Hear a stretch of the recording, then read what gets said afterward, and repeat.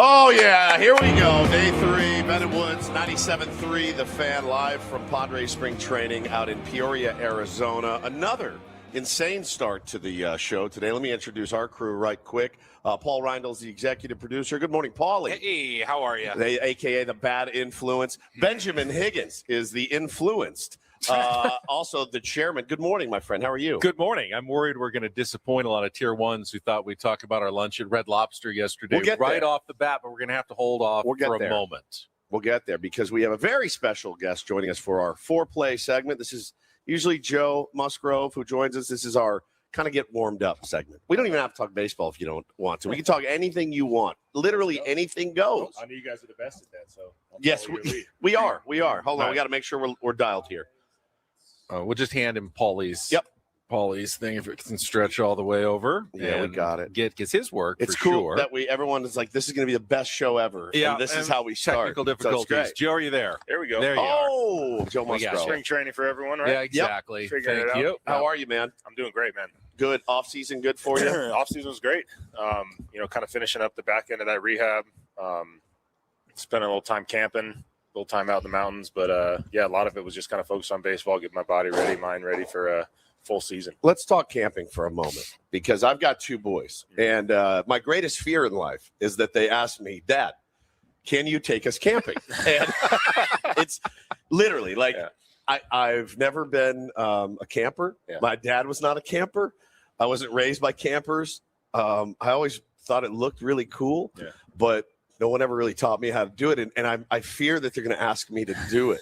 Who got you into it? Is it your parents? Yeah, my dad's side of the family used to go camping at up in Cuyamaca, the Cuyamaca Mountains, regularly. Spent a little time with some friends that had RVs. We were always tent campers growing up. Okay. But I had some buddies that had RVs, so we do San Alejo and Carlsbad Beach, some of those little more luxurious settings. A little more luxurious. But I'm kind of a cheater now. I got a big souped-up Sprinter van, so when we go out, it's a little bit more glamping than it is camping. But now we have a Sprinter van at home, but we've never slept in it. Yeah, dude, mine's fully loaded to go camping. We got kitchen on there, bathroom if you need it. It's got a bunk bed, so it's dialed in. So you grew up here like I did. Did you have to do 6th grade camp in Cuyamaca? I did it in Cuyamaca growing up. One of the worst weeks of my life, honestly. Yeah, we did camp. we did Camp Fox. Okay. But this is a story for another time. I got into some mild trouble in my 6th grade year. No, that's a story for now. This is a story for right now. This is what it's for. This is what we want to hear. This will be the short version of it. But a lot of people have heard this. 6th grade year, I went to performing arts school, and we did plays. We did like 2 or 3 plays a year. We played instruments. We did dance, all this stuff. So we're in the bathroom getting changed for a scene. Auditorium full of students, parents, staff members.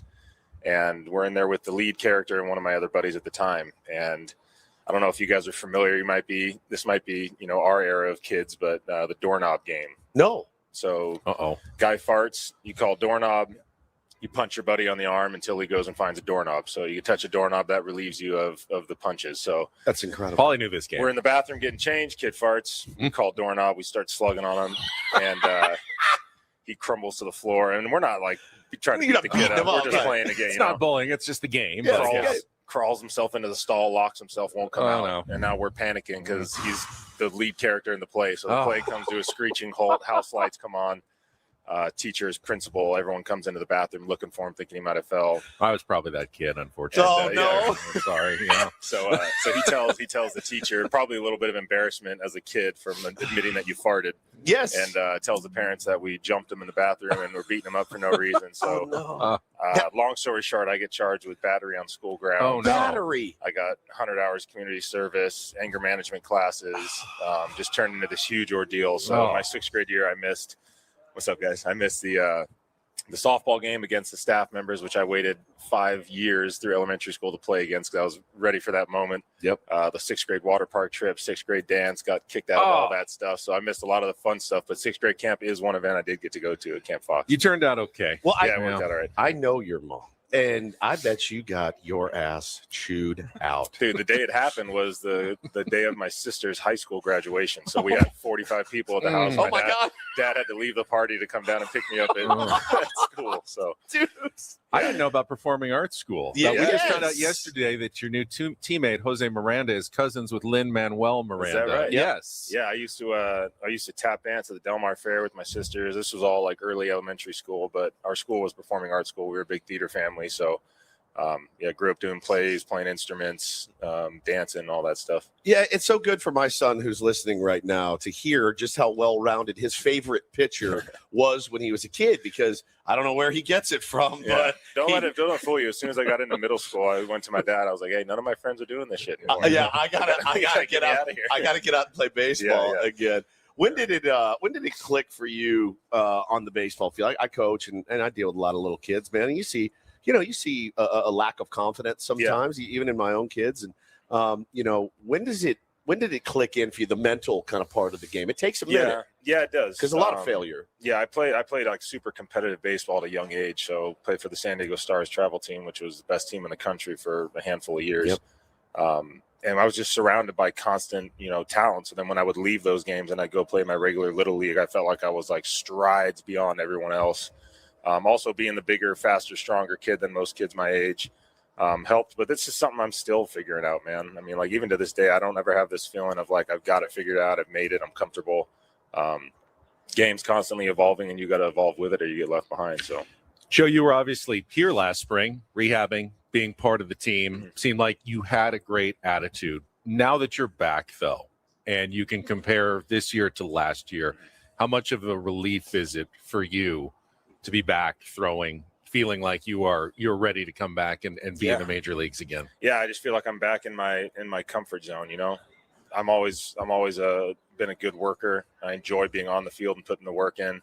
So it was hard last year to shift all of my focus to more of like the coaching, advisor type mindset, and just try to be there, to share experiences and help some of the guys out, which I did enjoy. But there's nothing like being on the field and being able to compete and, do something physically. So, a little bit different this spring. We got Joe Musgrove joining us this morning, and good morning. And I mean, listen, there's one of them right there. Oh my God, I watched him throw a bullpen yesterday, and I wonder for you, when you did have a chance to step back, and I know how much you love the game. Do you ever think about following in the footsteps of your new manager, Craig Stammen, and trying to, when your career is over, and hopefully you got many, many years and World Series championships and all that, but when your career's over, going, I'm staying in this game.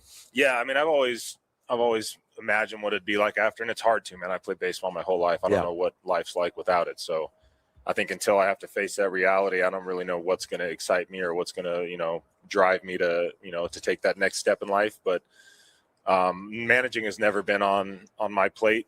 I've been asked a lot by people if I have interest in it. I think I just try to soak up as much as I can as a player, and it might come off that way sometimes, but I just don't have a desire to do the paperwork and the meetings and all that. I love the idea of managing, but I don't like all the things that come with it. So just the game. I just want to manage a game, then I'll go home. Someone else do the rest. Maybe bench coach or something. Yeah. But even now, I mean, you're obviously one of the leaders and have been one of the leaders in the clubhouse. How intentional is that? Do you have to think about that, or is that you just being your natural self and that's how it manifests when you're in there? I think when it goes by leading, or when it comes to leading by example, that's natural. That's just kind of, I do what I do. I'm not trying to impress anybody. I'm not trying to set an example. It's just how I do things and how I'm able to be freed up and compete, to my best of my abilities. But last year was definitely more of a conscious effort to show up every day and have that mindset of like a little more of a coach's perspective of, watching guys' routine, trying to offer advice, here and there, and, ultimately help guys deal with some of the failures. So that was more of a conscious effort, but a lot of the things that I do on a daily basis are for me, to get myself ready. So let's talk Padres playoffs. Watching the games last year in Chicago, obviously, you can't be a part of them. The bitter taste it stays. We talked to Crony about it. He's like, it takes a good solid while to get that taste out of your mouth, if it ever really leaves, from each one. I obviously assume when you guys come back to camp, it's something that you talk about, like, all right, next steps, we got to get to the next step. How does that manifest itself in the clubhouse? Yeah, a lot of it's like into the early off season. That first month or so is a lot of phone calls and, FaceTimes with your buddies on the team, and having a chance once you've been a few weeks removed from the emotion of it to like really look at what happened and what we were missing. A lot of it getting some of these guys back, getting us healthy, filling a few holes in the roster. But anytime you lose and you go through that, I think, it's not something that lingers around and affects you in a negative way. It's something that you kind of use as a motivator, and something that, you look at all the opportunities that we had throughout the course, not even just that last series, but down the stretch, maybe to steal the division away there and not have to be in that, do or die situation.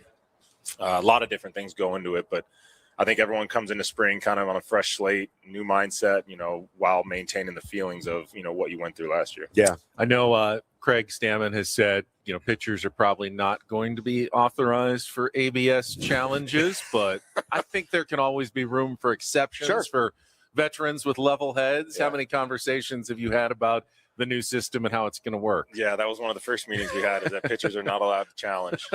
Just blanket across the board. I think over these first couple of weeks of spring, it's going to be kind of a trial and error system of figuring out what is the best way to go about it. Do we let just the catchers call it, or do we allow the pitchers to chime in? So we've developed a system to be able to signal to the dugout that, hey, we want to challenge. We're not going to challenge, but I would challenge this in the moment.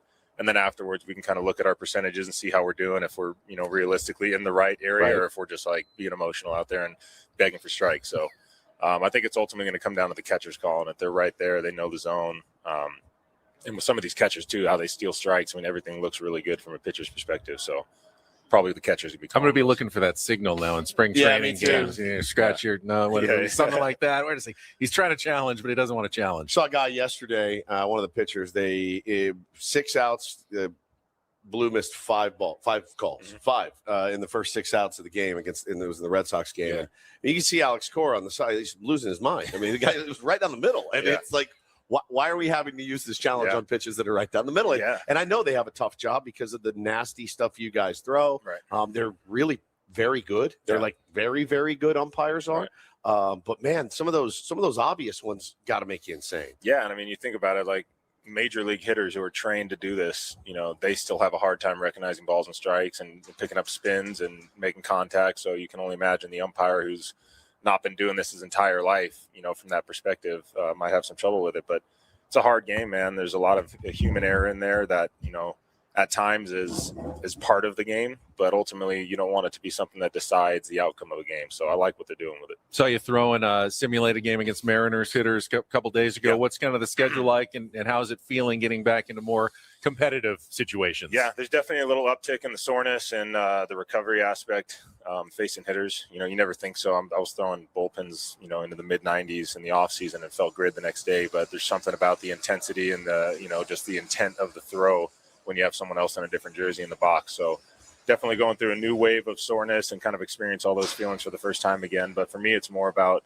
the up downs, like getting those built up. I have no problem going out and throwing, but go have me rip at 100% and then sit for 5-10 minutes and then go back out and do it again 7 times. Oh yeah. That's going to be the biggest jump for me, is kind of getting the rest where you cool down and the adrenaline cools off and firing it back up. So we've spent a little more time on the backfields. I think I'm about ready to get into a game, but we're kind of giving me the freedom to go, hey, you have 2 today. If you want a third and you feel good, go take it. And then once I get to that 3-inning mark, I'd like to enter a big league game. So that's this Thursday will be my last backfield game if everything goes smooth, and then hopefully get in there into a big league game. And, when the season starts, Joe, we got Joe Musgrove with us this morning. When the season starts, too, I know that it's something that it's kicked around for a lot of teams that have, at this point, a decent bevy of arms there. Like, oh, man, maybe we manage these guys' loads a little bit. 6-man rotation early. We built some days off, things like that. Obviously the Dodgers are able to do it right now. They're pretty good at it. And so, it worked out for them in October. They had guys that were a little bit more fresh. And is that something that you guys have talked about? Or does it just shake out how it shakes out after if guys make the team? Right. I think there's a couple things that come into play. We did it, I think, back in maybe 22 when we had Mackenzie Gore here and Manaya and those guys. We were running a 6-man for a little while. Yep. And I think part of that is because we had 6 very capable quality pitchers. It's not like we're just looking to give guys extra rest and throwing anybody out there in that 6th day. We just had 6 guys, and the competition was so tight that we said, hey, we can stretch it out, give everyone a little extra break. But you also got to look at the schedule. The front end of the schedule the last couple of years has been heavily loaded with off days for us. So if you're running a 6-man with an off day every week, guys aren't throwing for 7-8 days, and that becomes a little bit more of an issue with consistency and how you're recovering and feeling. So I think there's stretches of the season this year. I think this year we don't have as many off days early on. So if we have really good competition and we got 6 guys that are capable of getting out to the big league level consistently, then I would love to run a 6-man. I think it's really beneficial getting out of the gates, giving everyone a breather, and easing your way into that long stretch. So, last thing for me, Joe, professional baseball obviously can have its weird moments. What's it like now being with Walker Buehler, Herman Marquez, guys who you've gone up against in the division so many times for so many years, and now sharing a room with them and sharing a field with them? Yeah, I mean, that's the beauty of baseball, dude. You can go from hating a guy or hating a team and then have them join you and find out you love them. Yeah. And not to say that that's the case with those guys, but it has been for me in the past. I'm really excited to have those guys. Those are guys that have been around the game a while. Marquez obviously has navigated Colorado for years, so that'll be a nice asset to have as we're entering in there to find out, which of his stuff plays west, what his attack plan is in a place like Colorado with the elements. And then Walker, just like the ultimate competitor, super, fiery and intense guy. And that's something that we need on this team, a little more attitude, some personality. And a guy that's done it at a high level. So hoping that some of these guys can kind of refine their form coming off surgeries and, be big parts for us. Yeah, I'm looking forward to it, man. Chat is just on fire, loving it. Joe, we're so glad to have you back. So glad to have you on the show as I got always. A question. Yeah, Have absolutely. Have we thought any more about the Mason Miller walkout song? He has. He actually talked to Mason about it off the air. He's serious about it. He won't say. He won't say. I like Gasoline by Audio Slave. When it kicks ripping in. Audio Slave on the way. Yeah, Show Me How to Live. Show Me How to Live. My pitch It's for him. really, really good. Yeah. They call him the Reaper, but you can't play Don't Fear the Reaper because we need people to fear him, and I know that they do. But I could do this for hours with it. Like there's a lot of good Buck Cherry songs out there I want to that might not be appropriate for Petco Park. But please don't recommend any Buck Cherry, Joe. My God. Lit Up or something. Yeah, that's what I'm thinking. There's multiple reasons for that song that you can't do it, but I don't know that it would be kid appropriate, but I mean, it would kill me. I would literally change it every week. Yeah. If one thing went bad, I'd be like, we're going to switch this thing. I know. I'm hearing a lot of heat now about this big return song. Are you going to switch your walkout and go with something that's like lyrically fitting for the moment? And I don't think I am, dude. I think I got to stick with Tribal Seeds. Yours sounds so cool. Sound, It's perfect. No, you don't mess with a great thing. Joe Musgrove, everybody. Awesome, thanks guys. so much. That was Joe, great. always good to see Awesome, guys. Joe Musgrove getting us started today. We're going to have you sign the bat for our tier 1s that we give away at the end of the year. And Joe's just kicking things off. We've got a huge show planned today. Just saw Manny Machado walk in while we were talking to Joe. He's going to join us sometime, I think, during the first half of the program for his annual Sit Down with Ben and Woods conversation. We are also scheduled to talk to Fernando Tatis Jr. AJ Preller is going to be here. We've got a lot of guests on our final day here at spring training. It always seems to work this way, Paulie, that we get almost too much on the last day. It's like the drinking from the fire hose. Oh, it's crazy in terms of interviews, but you can't really get off to a better start than having Joe Musgrove tell the story about how he got in trouble in sixth grade and missed all the fun stuff at the end of the year. He turned out okay. Sounds like a you story to me. It does. I had never heard of Doorknob though, but guess what? We're going to start playing it. That was definitely. I'm going to lock myself in the bathroom. I think I'm like 4 or 5 years older than Joe, and so that was absolutely a thing. Doorknob was a game. Doorknob, bam! And we just beat him. It was like Slug Bug, kind of. Yeah, remember that? You saw a VW bug. You got slugged. You didn't. Yeah, you didn't I like remember two that for one. flinching because you're a flincher. Yeah, exactly. It was just a constant. You just. there it is. is. In high school, it was 2 for flinching was constant Just for got me. worn out every day. Worn out. I love it, man. I love it.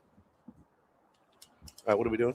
We can take a quick We're gonna time go to the out commercial and break. then Thought come you were back. already doing No, that. we haven't done that Okay, yet. So let's let's do that. get our We're first already check of doing traffic, and then we will come back. Who's our next guest on the schedule?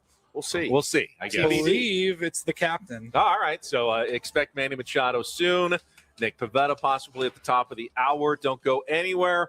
Ben and Woods live from Padres spring training in Peoria, broadcasting live from the remote Bill House Studios. We know how. Ben and Woods on 97.3 The Fan.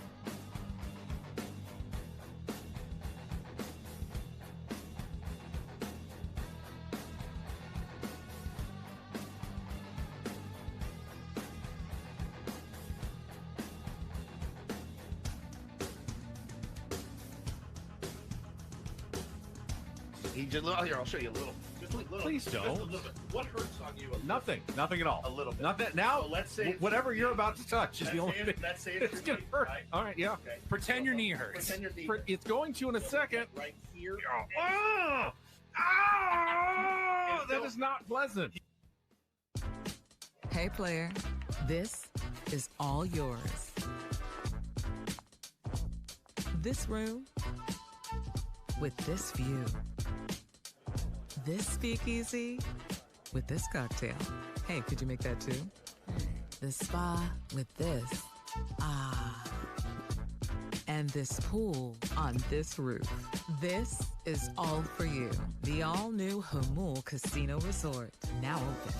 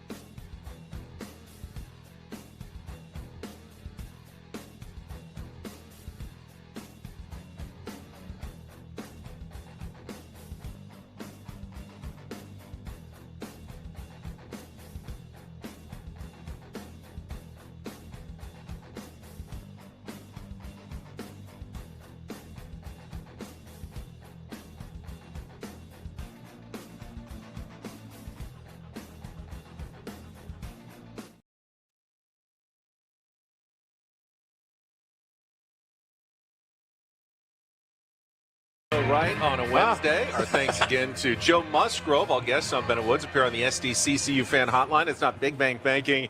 It is better.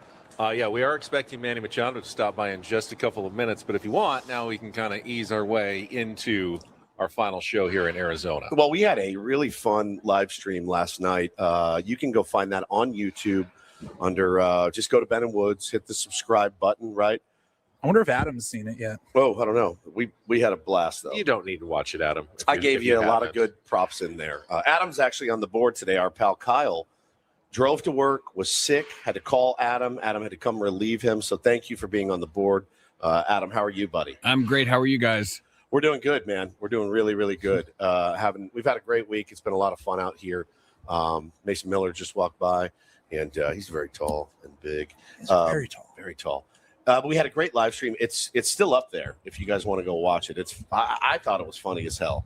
Yeah, we opened it up. It wasn't just for the gold tier members. Yeah. It was open for everybody last night. That's right. It was open for everyone, and we had a lot of laughs, as we always do, dude. The show has a great time together all the time, and in fact, we spun the toxic wheel last week, and we went to Ben. A little backstory: Ben does not like chain restaurants very much at all. He prefers a fancier lifestyle, especially when it's on somebody else's dime. It's a little more artisanal and a little more. Take it easy back there, Adam. Chef-driven cuisine Yeah. as opposed to corporate mandated. That's right. Chain restaurant cooking. I'm not saying there aren't a couple of good menu items. Sure. There's not a couple of decent ones out there. He wants farm to table, not Yeah, freezer to microwave. That's right. That's right. There you go. So we spun the toxic wheel, and we picked. He had 5 restaurants down there, and it landed on Red Lobster. And it's been a minute since I've been to Red Lobster, probably 28 to 30 years. It's been 50 years because Yeah. I've never been. Because you've never been, and I'll just walk you guys through it. Many people were in the chat asking how it went, and we walked in the door, and I was hit immediately with, it doesn't smell great in here. Well, there's a lobster tank right in the There front. is, but that wasn't the smell. Okay. That didn't smell like that. It smelled garbagey, I would say. And then I excused myself to go to the actual bathroom. Like, it smelled a little bit like a toilet. I excused myself to go to the actual toilet, and the toilet actually smelled fantastic. It smelled beautiful. Did you ask for a table in there? I would have rather eaten in there. It was actually one of the best smelling bathrooms I've ever been in my entire life. And then we went and sat down, and we had a server there, and she'd been there for a while. You could tell she's been on the job a while, and she was a bit crusty. And we did order the what did we get? The ultimate feast. The ultimate feast For 5 people. for 5. Yes. Now- I know there's only 3 of us. So we did get the ultimate feast. It was fantastic. Oh, there he is. And we'll There he get is. back to the story later. Let's sit down. Let's Because check traffic. we've We'll got get a more we'll get important Manny mic'd up, and we will guest continue here. our story after a check of traffic and a conversation with Manny Machado here on 97.3 Paul, you leaving him The Fan. hanging? From the 855 Get Ross Traffic Center. Injured? Demand justice. Demand Jurowitz. 855GetRoss.com. Here's Kelly Danick. So far, people are doing a good job of staying out of trouble on our roads. We're not showing any incidents, no accidents, no surprises. Meaning, of course, you're still going to see some of that usual slowing hidden out of Santee westbound 52, but at least nothing getting in your way. I'm Kelly Danick with Ben and Wood, San Diego's #1 sports station, 97.3 The Fan. All right, sitting down with us right now, number 13, the impossibly cool Manny Machado is back with us here on 97.3 The Fan and Ben and Woods. Manny, happy spring training. It's always good to talk to you. Appreciate it, guys. Never get tired of this, huh? No. No, The baseball at all. part, not the us part. No, the baseball part. I didn't mean no. I'm not foolish enough to think he never gets tired of talking about it. Woods. It's one of our favorite traditions that it's become, getting a chance to talk to you. So, how you feeling? How's everything going so far? It's great, man. Camp's great. Feeling good. Body's feeling good. So, just another year adding to the books. Yeah. I think I have to start with your new teammate, your former childhood opponent in Little League and growing up. Nick Castellanos got a locker right next to you. We got to talk to him a couple of days ago. It was a really great conversation, getting to meet him, getting to know him a little bit. What's it been like having him in that clubhouse next to you? He's been awesome, man. Obviously we go way back from Little League and USA teams together, getting drafted together in minor leagues, and obviously playing against each other for a long time in the big leagues. But just having him in the same clubhouse it's awesome.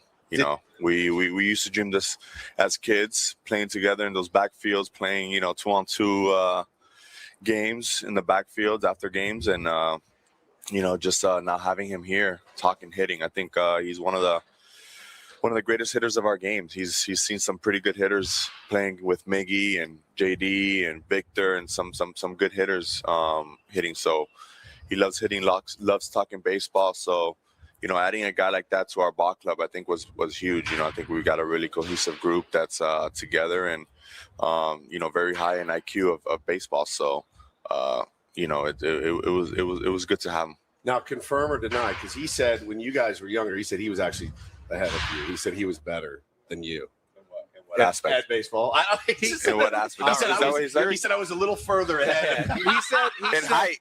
He said Manny was always as smooth Yeah. as silk. Yep. He Yeah. said, but when he was like 12, 13, he was a little smaller, a little maybe underrated Yes. as a player. And then when he absolutely. hit like 16, Boom. Absolutely. and came And then into he his said you size, he took just off. exploded Absolutely. and took off. He is spot on. Yeah, I was.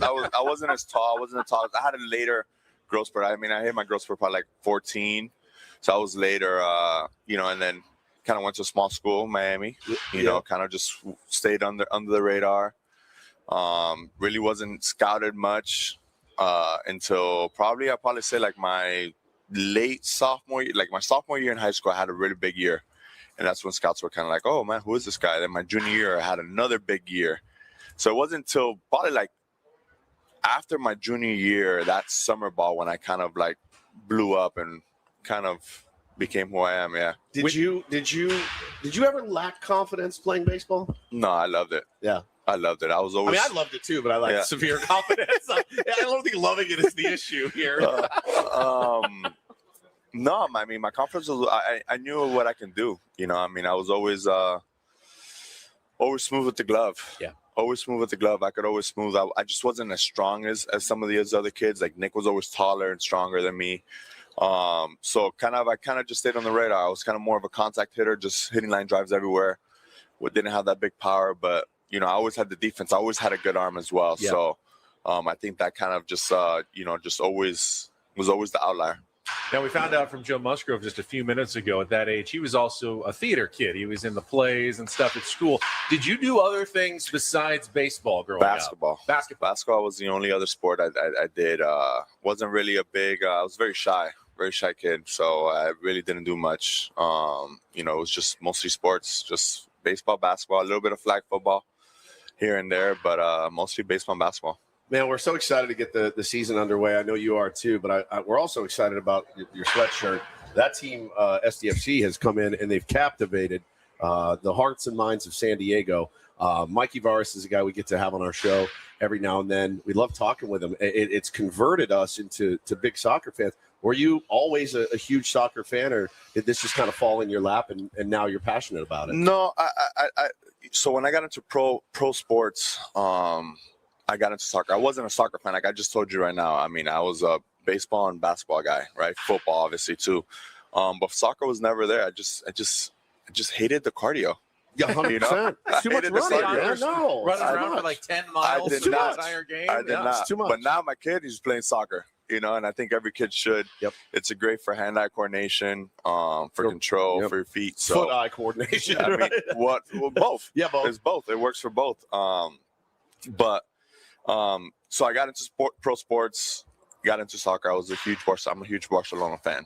I love Messi. At that time it was the rivalry between Messi and Messi, who's the greatest of all time.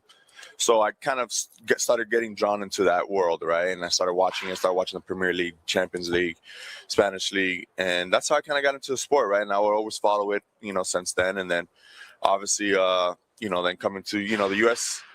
soccer is not big. Let's be honest. It's not. Obviously now Messi coming over, it's blowing up. Now I guess to San Diego, another sports team in San Diego starts blowing up. And I knew instantly that it was going to be a hit in San Diego, just because not the fact that it's sports, but just knowing the fans, how the fans were going to react. I think they were kind of like, oh, how's soccer gonna be in San Diego? And I was like, man, like, I think we're gonna draw fans. Yeah. Like, we're gonna get fans. Fans love, like, we're San Diego's such a sports town that they love, not only that they love sports, but they love their teams, no matter who it is. Yep. And I think that's one of the biggest and beautiful things about San Diego and the San Diego fans, that, it doesn't matter who they are. I mean, San Diego State, San Diego, the Wave, FC, they show up. football, Chargers, whoever it was, they show up, man. They show up and they support no matter who it is. And I think that's a beautiful thing. So which sport do you think has the best athletes? Baseball, basketball, football, soccer? I mean, everyone always has an argument. Yeah, this is a big debate, man. It's a big debate, and you're throwing me a kind of little wrench here. You know, that's what I we mean, do. it's crazy. But look, I'm not gonna be biased. I think, Basketball. It's baseball players could just. I mean, we have Will Myers walking there. He was a 3-way sport player. Yeah. I mean, I think a lot of us baseball players, we could play multiple sports, right? Nobody can hit though. Those guys can't hit. That was my next thing. It's who could come in and step into a batter's box and hit 90, hit 85. Miller. Michael Jordan. Miller. Yeah. I mean, 102 mile per hour fastballs down there, and with a slider. It's not even the fastball. Like, okay, if you can go in there, and I'm gonna throw you 10 fastballs only, maybe you might contact maybe 1 or 2, right? But now you start wrinkling the slider, you start wrinkling a changeup. I mean, just forget about it, right? So that's why I think it's a little bit of an outlier for us on just the aspect, because we can do other sports. Other sports, maybe it's going to be a little bit harder to do baseball. Let's talk hitting with Manny Machado. We got to do it a little bit last year. So for you, after the season ends, you go into it and you look, and I can't remember how many times you got robbed at the wall last year, dead center. You probably know off the top of your head. It was easy 5-6 more pops last year if it's just 10 feet to the left. Petco Park is a difficult park to hit at. Any adjustments in your mind of maybe things that you need to do to get the ball out of the yard this year? Because, I mean, you just got hosed early. Yeah. I remember so many times. Yeah. Not really. I mean, just keep hitting it. Keep scoring it up, just keep scoring it up. Good things will happen. I did tell Eric Groom there, in a conversation we had earlier this year about maybe bring in the fences a little bit.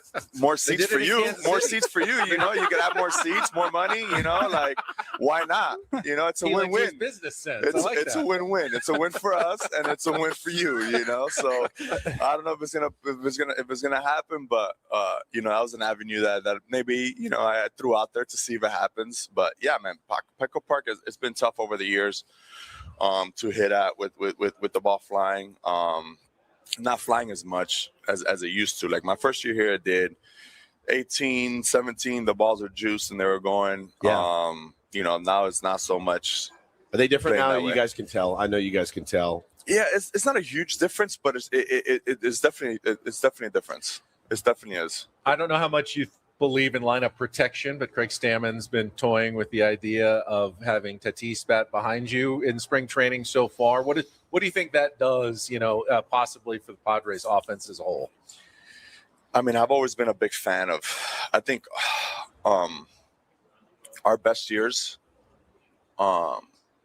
offensively, selfishness of me and Toddy has been when we always backed each other up. When we're stacked in a lineup together, I think it's impressive. I mean, you got to pitch to one of us, right? You can't avoid us. Whether you're going to bring in a tough righty for us. Okay, I mean, this is what they pay us to do, right? This is what we're made up for. So I'm not worried about who we're going to face the matchup, but I think when we're stacked up together, I think we're just dangerous, and we're kind of the same hitter, so we kind of see, whether it's he's hitting behind me or I'm hitting behind him, we see what they're doing to us, right, as hitters. So, it's dangerous when we're stacked up together, and I think that's the best lineup whenever we are, and not so separated between each other. Yeah, I mean, the lineup looks potentially really potent this year, and that's certainly certainly something we're looking forward to. Before we let you go, while we got you here, so a few years ago on this show, you were up for an extension. You mentioned it on this radio program. You got an extension. Then you mentioned A.J. Preller getting an extension. He got an extension. Our contract is up at the end of the year. So while we have you here, if there is any way you could, our boss is actually on the board back in the studio listening today. very He's listening closely right now. Whenever Manny asks for an extension, good things happen. So the floor is yours. You guys throw me wrenches all day. Today, huh? That's what we do. Wow, man. it's too early for this. Just say you want Ben and you want Woods us to back write something here. out for you? I can script it if you'd Just like. say we want Ben and Woods back for a long time. That's it. I mean, you guys are the best in the biz. I mean, everyone in San Diego listens to us and listens to you guys, and we appreciate you guys' hard work coming out here. Keeping us informed in the off season. I know I hear you guys every once in a while when you guys get some guys on there, and I think you guys are the voice of San Diego. Ask the answer. That's it. That's all Thank you so we much. The best in the No business. problem. It's Right always there, a buddy. pleasure getting to Likewise, do guys. this He said every it. single spring. Manny Machado with us on 97.3 The Fan. I'm so excited, especially as, Manny said, batting Fernando and himself together. Put Xander up there. I think the guy who's poised for a giant season would be Jackson Merrill. Because if they try to bring in righties, and they're going to have to face all those guys, Jackson's going to get a lot of opportunities, late in games with guys on base, with runners in scoring position against, right-handed pitching, because they're not going to have a choice otherwise. So he's going to be set up to have a really, really big year as well. I didn't hear anything you just said because I am on cloud. I'm on cloud 9 right now. So, all right, I just made up for big leaguing him. Oh, good, yeah. I could not see. I had no idea the that sun was even him. glaring in Paulie's face. I just saw a silhouette. No idea who it was. Man, he left his arm out for like 30 seconds to shake Paulie's head. I go, hey, you're big. I was texting PR. I'm like, hey, is Manny still coming by this segment? And holding out his hand to you as we speak. That was awesome, dude. Well, you were thinking he was going to come from the right. Yeah. He snuck in from the left. Which is, I think, what got you. Plus, we didn't set up. We had this pop-up tent that we were trying to angle for the first hour of the show when the sun is coming up over the field. But we're leaving today. We just decided not to set it up today, so that's why we got the sunglasses and everything on. But we got to get to about it's blinding 7, for a few 10. more minutes. Yeah.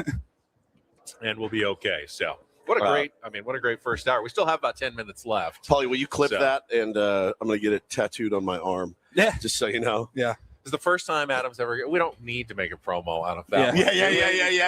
Exactly. Don't have to make a promo. Out of you guys have one. Enough promos. You have enough promos right now. So anyway, back to the Red Lobster story. Yeah. If you missed it, Benny, what did we order? We ordered the lobster. We ordered the ultimate feast. It said on the menu it was for 5 people. Yes. It's your choice of a bunch of things. We got the lobster tail, the steak, and then coconut shrimp, and then Walt's favorite shrimp. Yeah, Walt's choice. Whoever Walt is. We don't know who Walt is, but got your choice of 4. You got some sides. We got baked potato. We got some broccoli with it, and they brought 2 baskets of those. They are elite. The Cheddar Bay biscuits. They were really good. They're incredible. And she, when Ben ordered it, she goes, "Now you each want one." And we said, "One what?" And she said, "One of these feasts." And I go, "No, we don't each want a lobster fest for 5. That would feed 15, but there's only 3 of us. So, no, we're just going to do one. We're going to whack it up between us and have a little sampling." And she goes, "Oh, because you said, the way you said it, I thought you each wanted a lobster fest." And I'm like, "Lady, on what planet?" Like, I know we're bigger guys, but on what planet would we each get all of that for ourselves? Adam would have fired us. He would have fired us on the spot. And for good, probably with cause. justified if we had done that. Oh yeah, 100%. With cause. So it came and we dove into it. And I got to tell you, I gave it a C+. I think the biscuits brought it up. The other stuff was okay. It was whatever, but we got through it. I had zero ill effects whatsoever. The lobster tail came with a thing of melted butter. Yeah. You can't mess up melted butter. No. Honestly, no, it was good. It's one thing that's almost impossible to mess up. And if you put it on anything, it tastes okay. Exactly. You could dip a turd in there and it would be better. It would be somewhat edible. Is it the best seafood meal I've ever had in my life? No. Did I feel fine after eating it? Yeah. Yes, I actually did. We all ate some veggies and some greens with it, and we did all right. But we have to shout out, and again, not plug Ola because we have the receipt. We have to shout out where we had dinner last night. If anybody is coming out here or lives out here or is planning on coming out, this barbecue joint that was recommended to us by Caldwell County Barbecue. Jojo Tarantino, one of the trainers, said, "Try this place. It's new." Mm-hmm. And we went in.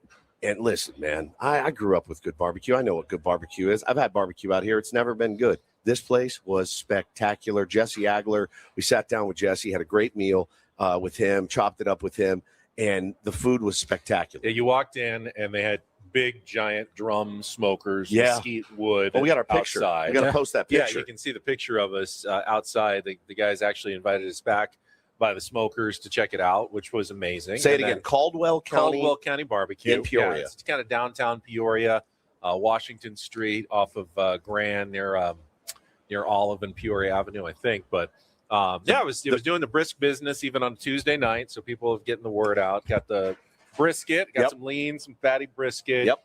sliced turkey, some pulled pork. I did not have any of the ribs, but they also had ribs. They ran out of the burnt ends. Yes. Before we got to the front, because once they're out, they're out, Yep. and they close up once the meat's gone. They were running out of brisket by the time we got there. They were saying, we're going to get to go home early tonight. We're going to run out of meat. So it was delicious. And then the sides were good. I had beans and a corn casserole. Paulie had some mac and cheese that was really good. I had coleslaw and potato salad. And then the delicious. desserts, let's see, cookies, fresh cookies, banana pudding, yes, which you and Paulie had, yes, and then individual pecan pies. Yeah, I took a pecan pie home. A little mini. It was a mini. It was a little bigger than a mini. It was bigger than a mini. It was bigger than a mini. Full pie, but it was definitely bigger than a mini pie. It was incredible. So I'm bummed we discovered it on our last day because I would have gone there. I would have gone there a few times. For sure, but it was great. So if you're coming out, check it out. Caldwell County Barbecue. The guys in there were rad too. The customer service was through the roof. It was everything you're looking for. And it, the Red Lobster experience was fine. I'm glad we did it. It was fun. We had some laughs. We had some laughs. I hated every minute of that. We had some laughs, but it was great. So we're off to a big start today. We'll be heading back after the show. Looking forward to getting back in the studio tomorrow. I'll be out Friday, flying to Texas to surprise my grandmother, who's turning 90 years old, taking both my boys, just a boys' trip this time, and it's going to be a blast.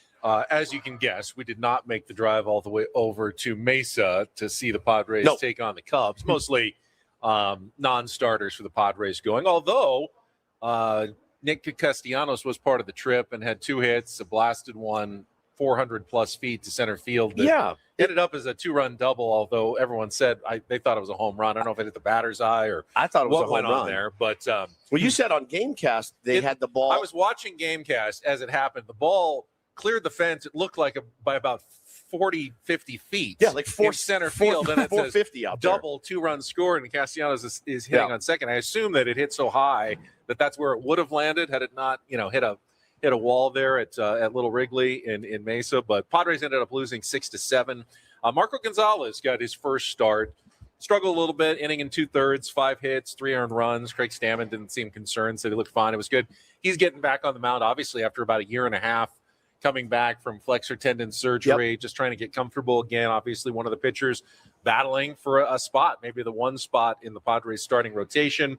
Relief pitching continues to be the best thing about the Padres this spring. Ron Marinaccio, 4 up, 4 down with a strikeout, and Bradley Rodriguez looking like he could be very much part of the back-end crew of the bullpen as opposed to just the youngster coming up, striking out 2 in a wicked inning of work. Absolutely electric fastball, a ridiculous changeup as well. Bradley Rodriguez is a stud, and you got Miguel Mendez right behind him. You've got Garrett Hawkins behind him. The team is replete with big, strong arms, and I have a feeling this season we may need every one of them right now. I did get a DM from a listener yesterday that said, "Woodsy, don't BS me. You've got to be concerned about this offense right now." I said, I'm really not. I've learned to not sweat the offense right now. Now, again, man, these guys are going to break camp. They're going to be feeling good about themselves, and then they're going to run into Tarek Skubal on game 1, then Framber Valdez game 2. It's a very difficult game, and then you're going to run into whoever the Tigers have in the third slot, which is probably somebody pretty good, maybe a Jack Flaherty, maybe somebody younger and better than that, but this is the beast, man. This is the beast. So I'm not concerned about the offense yet because, well, it's spring training. Well, I mean, think about if this was the regular season. If this was May 15th and a guy was struggling, would you expect him to be struggling on June 15th? Because that's what we're talking about. Right. Opening day is a month away. Correct. So, guys are going to get hot in the spring, and then they'll get cold again, and then they'll get hot again. You had a game like yesterday, which is weird. The Padres lost. Actually was, the top 3, the only guys that are potentially going to make the team, had a great game. 8 for 13 from the top 3 in the order. Yeah. Bryce Johnson was there and had a couple of hits, I think 3. I mentioned Nick Castellanos. You got Miguel Andujar had a hit as well. And the guys who came in at the top of the order, like Romeo Sanabria, has been having a really good spring, and he got another hit as well. So, the bottom 6 went like 1 for something in the game. Yesterday didn't score, but that doesn't matter. Now, the game before, they won, but it was all late with the subs coming in. That offense doesn't really matter when you score in the 8th inning in a spring training game. This one was a little better for the guys who did travel to face the Cubs. Well, all I'll say is this, man. In a 162 game season, we're going to have plenty of time to worry about the offense, plenty. And so I wouldn't work myself into a huge tizzy in late February. There's plenty of time for that, and I'm sure there will be periods where we do. Today's game will be right here in Peoria against the Los Angeles Angels at 12:10. I believe Jesse's calling that game, and they're going to have it on MLB Network as well. Nice. Because MLB Network is here today. Oh, yeah. Doing their thing as well. So we're going to be talking to some of those guests. Michael King going to make his spring debut on the mound at the stadium. All right, 1 hour down. I believe Nick Pivetta is supposed to join us coming up in hour number 2 of Ben and Woods on 97.3 The Fan.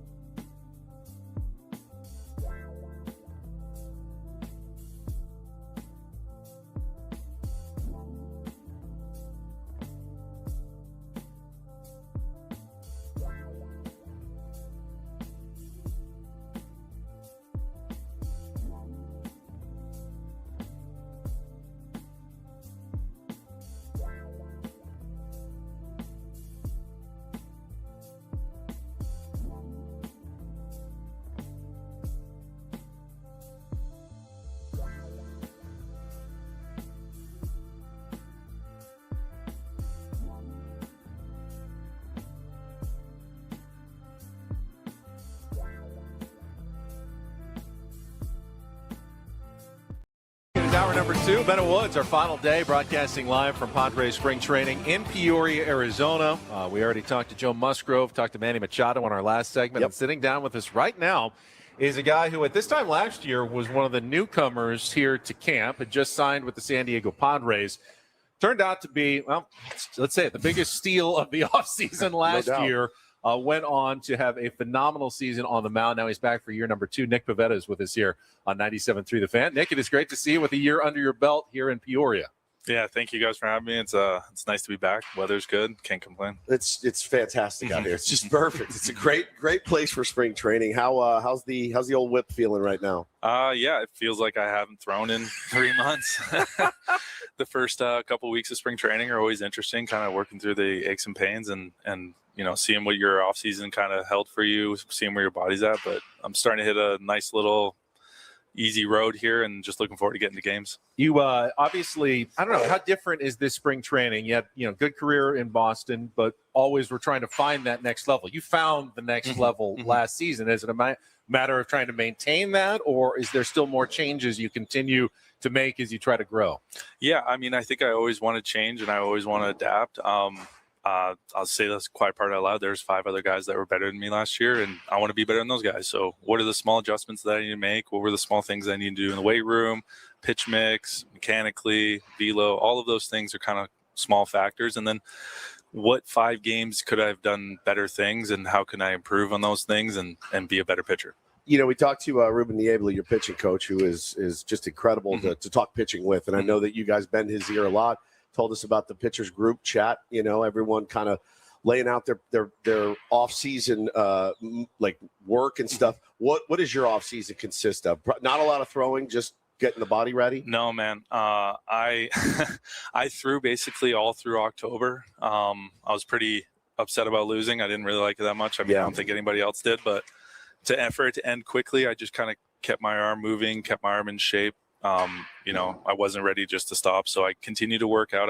Me and my wife spent the month in California. So I'd go in and I'd train and I'd work out, see everybody, throw sometimes. And then I got back to my home in Jupiter, Florida. I work out at Cressy and just started to train again, get back to my workouts, continue to throw. And then once December rolls around, get on the mound a couple times, and then just it kind of keeps rolling from there. And the next thing you know, I'm here talking to you guys. Yeah. We've talked to a lot of guys about that Cubs series and just kind of how it lingers. I don't know, from my perspective, Padres played well, Cubs played well. Dansby Swanson made some great plays. It was a hair one way or another. And that's sometimes how baseball is. You didn't necessarily do anything wrong, but you don't win a series like that. How do you kind of, I don't know, process something when it just doesn't go your way?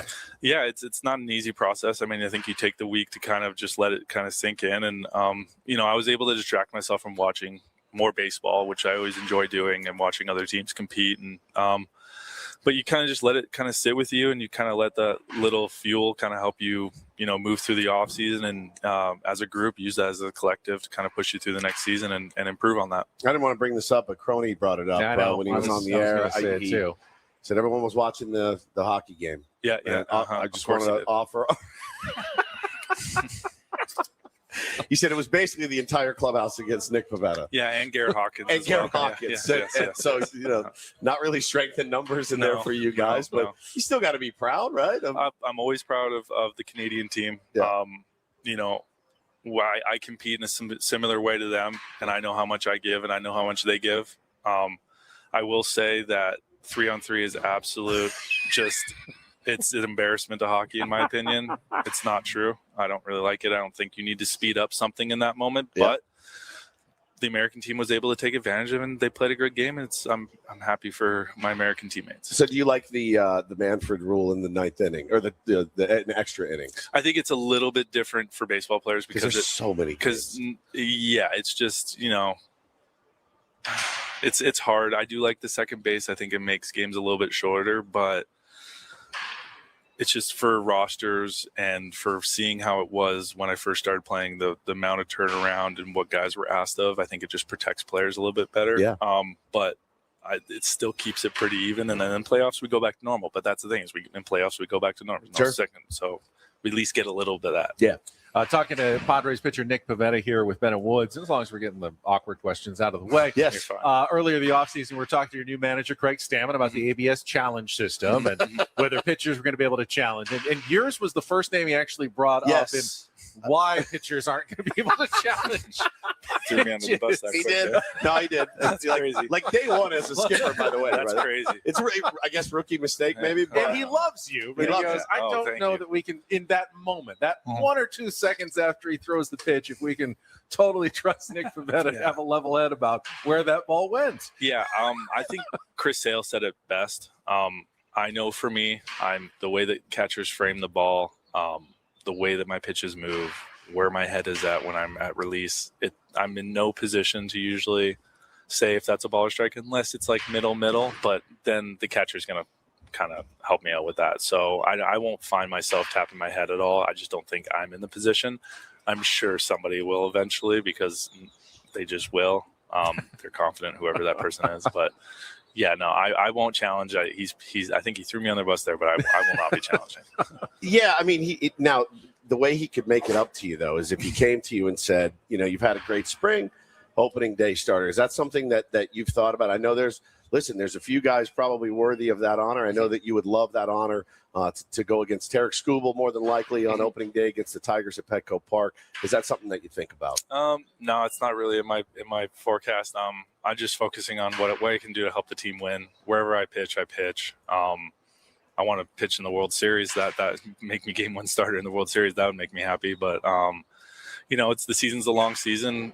However it pans out, they're going to put the best person in position to pitch that game. It doesn't really matter that much. It's very important. It's a great honor, of course, but in the grand scheme of things, what matters is the end result, not the beginning. It's a great honor, like I said, but I just want to win, and wherever I'm slated in.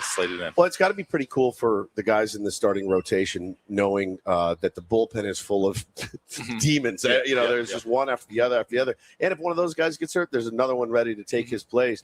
It really doesn't end with the San Diego Padres, so that's got to feel pretty solid as well. Yeah, they've done a great job of adding guys and bringing guys in, and then the talent that we have here, and they just changed, and they've had some really, really good innings and a really, really good years, and you're always confident, no matter what the situation is. Of course, I always want to be the one out there, but it's nice having that in your back pocket. I know starting and relieving are different animals, but when you see some of these young guys, and everyone knows, Mason Miller and Jason Adam, Adrian Morejon now, but like Bradley Rodriguez, who pitched yesterday, we saw him a bit last year as well. How do you, the wicked stuff, like you process, what are you seeing out of some of these guys? Yeah, I mean, I remember Bradley. Remember that? What was the game? Was it the game we clinched? Remember the double play, bases loaded? Yep. I mean, that's kind of solidified who he is. Very confident person, goes out there and works hard, but shows up in the big moments so far. So, he's definitely one to keep his eye on. David Morgan, extraordinary year, just started throwing like a couple years ago. I give him crap about it all the time, but, it's that, but it's the willingness for these guys to adapt and get better, and the way that they're being coached and managed has helped their careers. And just speak for a second, if you would. Last one for me, just about your pitching coach, Ruben Niebla. We love getting the perspective of the guys that he works with. What makes him as great as he is? Yeah, I get this question asked all the time. I think it's just who he is as a person and who he's developed into through his experiences. He has a certain way of communicating to you. He has a certain way of being able to get through to you but allow you to do it in your way. And he's very knowledgeable in that. And then he has a great understanding of how pitches move and how your arm is and how he can help get better, just tweaking little things here and there. And he allows you to be yourself and have fun at the end of the day. And he challenges you with fun things and interesting things to kind of compete with. Yeah, for sure. And what for you, like this year, anything that you're working on new, something you want to do better pitch wise? I mean, I want to hone in on my pitch mix that I have. I want to get ahead of guys better. I want to put guys away more. And it's just, honing in on those things. I'm not going to give too much away. Yeah, don't. Somebody's listening. I don't trust any teams out there. They're always we can talk about it more once we get into the season when I pull some new tricks out of my hat. But it's getting back to who I was last year and just being a little bit better and competing with that version of myself and competing with my teammates. Love it. Clearly, Matt Waldron has taught him the knuckleball. Yeah, clearly. Bust that Gonna out. bust that out. imagine, Nick, it is great to have you back for another year. Thank you for sitting down with us, and have a great rest of your spring training. Thank you guys for having me. Appreciate See it. you Okay? opening day. Yeah, of Nick course. Pivetta, Padres starting pitcher. We're going to take a little early timeout because I'm told in about 5 minutes, Fernando Tatis Jr. Been is a while. going to sit down with us. It has been a few springs since we've had a chance to connect with Toddy. Looking forward to that. More interviews coming up from Padres spring training in Peoria, Arizona. Live with Ben and Woods on San Diego's #1 sports station, 97.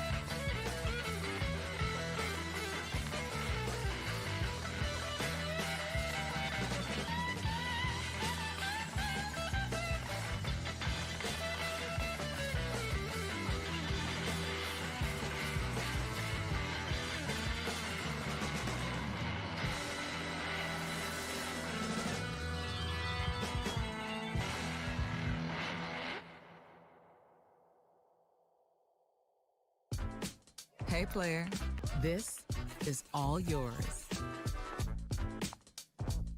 This room with this view. This speakeasy with this cocktail. Hey, could you make that too? The spa with this. Ah.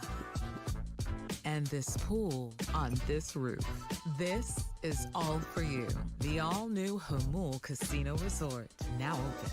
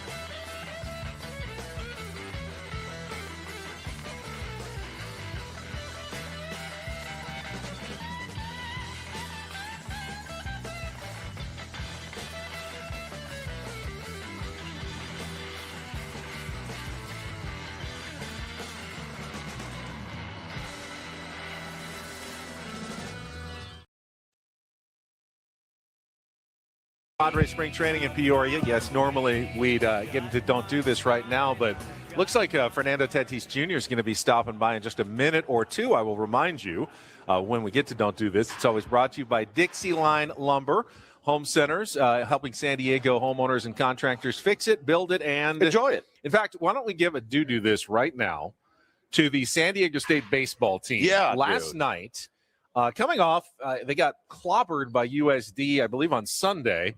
And then they come back on Tuesday night and upset the number one baseball team in the country, the UCLA Bruins, 4-3. Amazing. Holding the Bruins to just 3 hits in that game. Signature win for new coach Kevin Vance in his first season, taking down the number one team in the country. Got to feel good, man. Yeah. You don't see that, obviously, in basketball or football. You're not going to have an unranked team knock off the number one team in the country more than once every, 40 years. Right. But in baseball, especially in a midweek game when can happen. You're throwing probably your 4th through 8th pitchers in a game like that, anything can kind of happen in college baseball. It is a very weird sport, very different from the baseball we're used to watching on the major league level. It just is, with no pitch clock, with aluminum bats, so much more bunting. They bunt a ton. If you like bunting, I do not. College baseball is the sport for you. They love moving runners over. They do. I mean, it's putting pressure on the defense to make play after play after play, and at that level, they are equipped to do it, but it's just they're more likely to maybe throw one away or bobble one, and you get a guy on, you get a guy over. For me, it's not aesthetically my favorite type of baseball to watch these days. But listen, there's a happy medium between that and 3 true outcome baseball as well, which is not the best. Yeah, and then just the constant ping after 3 to 4 hours, because those games can drag on. Can be a little difficult for me at times. It's more of a thud these days than the ping. The bats. The bats are getting so powerful that someone's going to get seriously hurt because there's a couple of bats that have come out recently. I saw a guy hitting BP with one doing a test. Benny, he's like, I barely got that ball, and it went 480. Somebody is going to wear one. It's going to hurt. Would you be interested in watching the MLB Home Run Derby? Yes. With guys using aluminum bats. Oh, yeah, but you'd have to clear out the outfield. You'd have to clear out the outfield. I don't even think you could have shaggers. I really don't. I think if you cleared out all of left you wouldn't field, have those kids running around the outfield for sure. No, I mean that's disaster. Anyone in the first 15 rows of the seats could take one hard. I mean, our next hitter, I saw him doing our next guest, Fernando Tatis Jr. He did something on a backfield one time with an aluminum bat, and I mean, the way that these guys swing, their bat speed, the exit velo, it's unreal. It could absolutely kill someone. It just no question it could kill someone. So I would love to see it. I just don't know that you could do it. Not safely. No, not safely at all. But I would dig it. So Toddy should be out any minute now. Actually, they said about 8:20. So. Yeah, a lot of the guys are visiting with the MLB Network crew is out here today. We actually before the show. Got to see our friend Yonder Alonso, and you were talking with Greg Amsinger. Yeah, they're focusing on Padres and Petco Park and recording some interviews, doing some live stuff today. So he's funny, man. It's good to see some of those guys out here giving the Padres a little national attention. I saw Greg, and we've had Greg on the show before, so I introduced myself, and he's like, "Hey, good morning, how are you?" With that just perfect announcer's voice that he has, and we were talking about it. He goes, "It's so funny." He goes, "This is my 4th camp that we've been to." And he goes, I literally fall in love with every team when I'm out there. And I go, oh, okay, yeah, I could see. And I go, man, I'm the same way. Like, you get out here, you spend a little time, you look around, you go, this could actually work. It just and it's funny. I mean, this guy's MLB Network talks to everybody in baseball, and he goes, I came from Royals camp. He goes, those guys look amazing, and we went to this camp, and these guys look amazing. And it's the same thing you do. You get out here and you start to buy in every year at spring training. It is a good reminder. Even the teams that aren't expected to do much, like we're talking about the Cardinals, aren't really going for it this year. If you stood there though in their backfield and saw some of their, top minor league arms, you go, holy cow, maybe they could. Anybody who gets to this level, even the worst guys on the 40-man rosters, are still the best of the best of the best. Yeah. Just to get to this point, to get invited to a spring training, to even be a minor leaguer on the backfields, you have to be so much better than all your little leaguers and high schoolers growing up just to get that opportunity to get drafted or get signed somewhere and be in one of these camps in Florida or Arizona. No, it is funny, though, because, he sees it all. And, you spend a little time around, you meet some of the guys, you see some of the, prodigious BP home runs and whatnot. You're like, I don't know if these guys, if it all clicks in, they could really get something going this year. And so it's good to know that it's not just me. Because I'm sold right now. This team's won 150 games as far as I'm concerned. The optimism is always a little through the roof, off the charts. It is at this time of year. It is. And then reality sets in, and every team's going to deal with injuries and the grind of the year, slumps and things. And you wonder why were we so excited about this team back in February and March? I know, and that's just the nature of a 162 game season. That's right. Today is February 25th. That means opening day is 4 weeks from tomorrow. Yes. Thursday, March 26th. Correct. So, while it feels like we're still very early in spring training, it's going to come pretty fast at this point. They'll break camp, I think, on that Sunday before the opening day. So really, they've only got 3.5 more weeks here before they are done. So they got to get a lot of work done. This is the last couple of days for the guys who are going to go off to the WBC.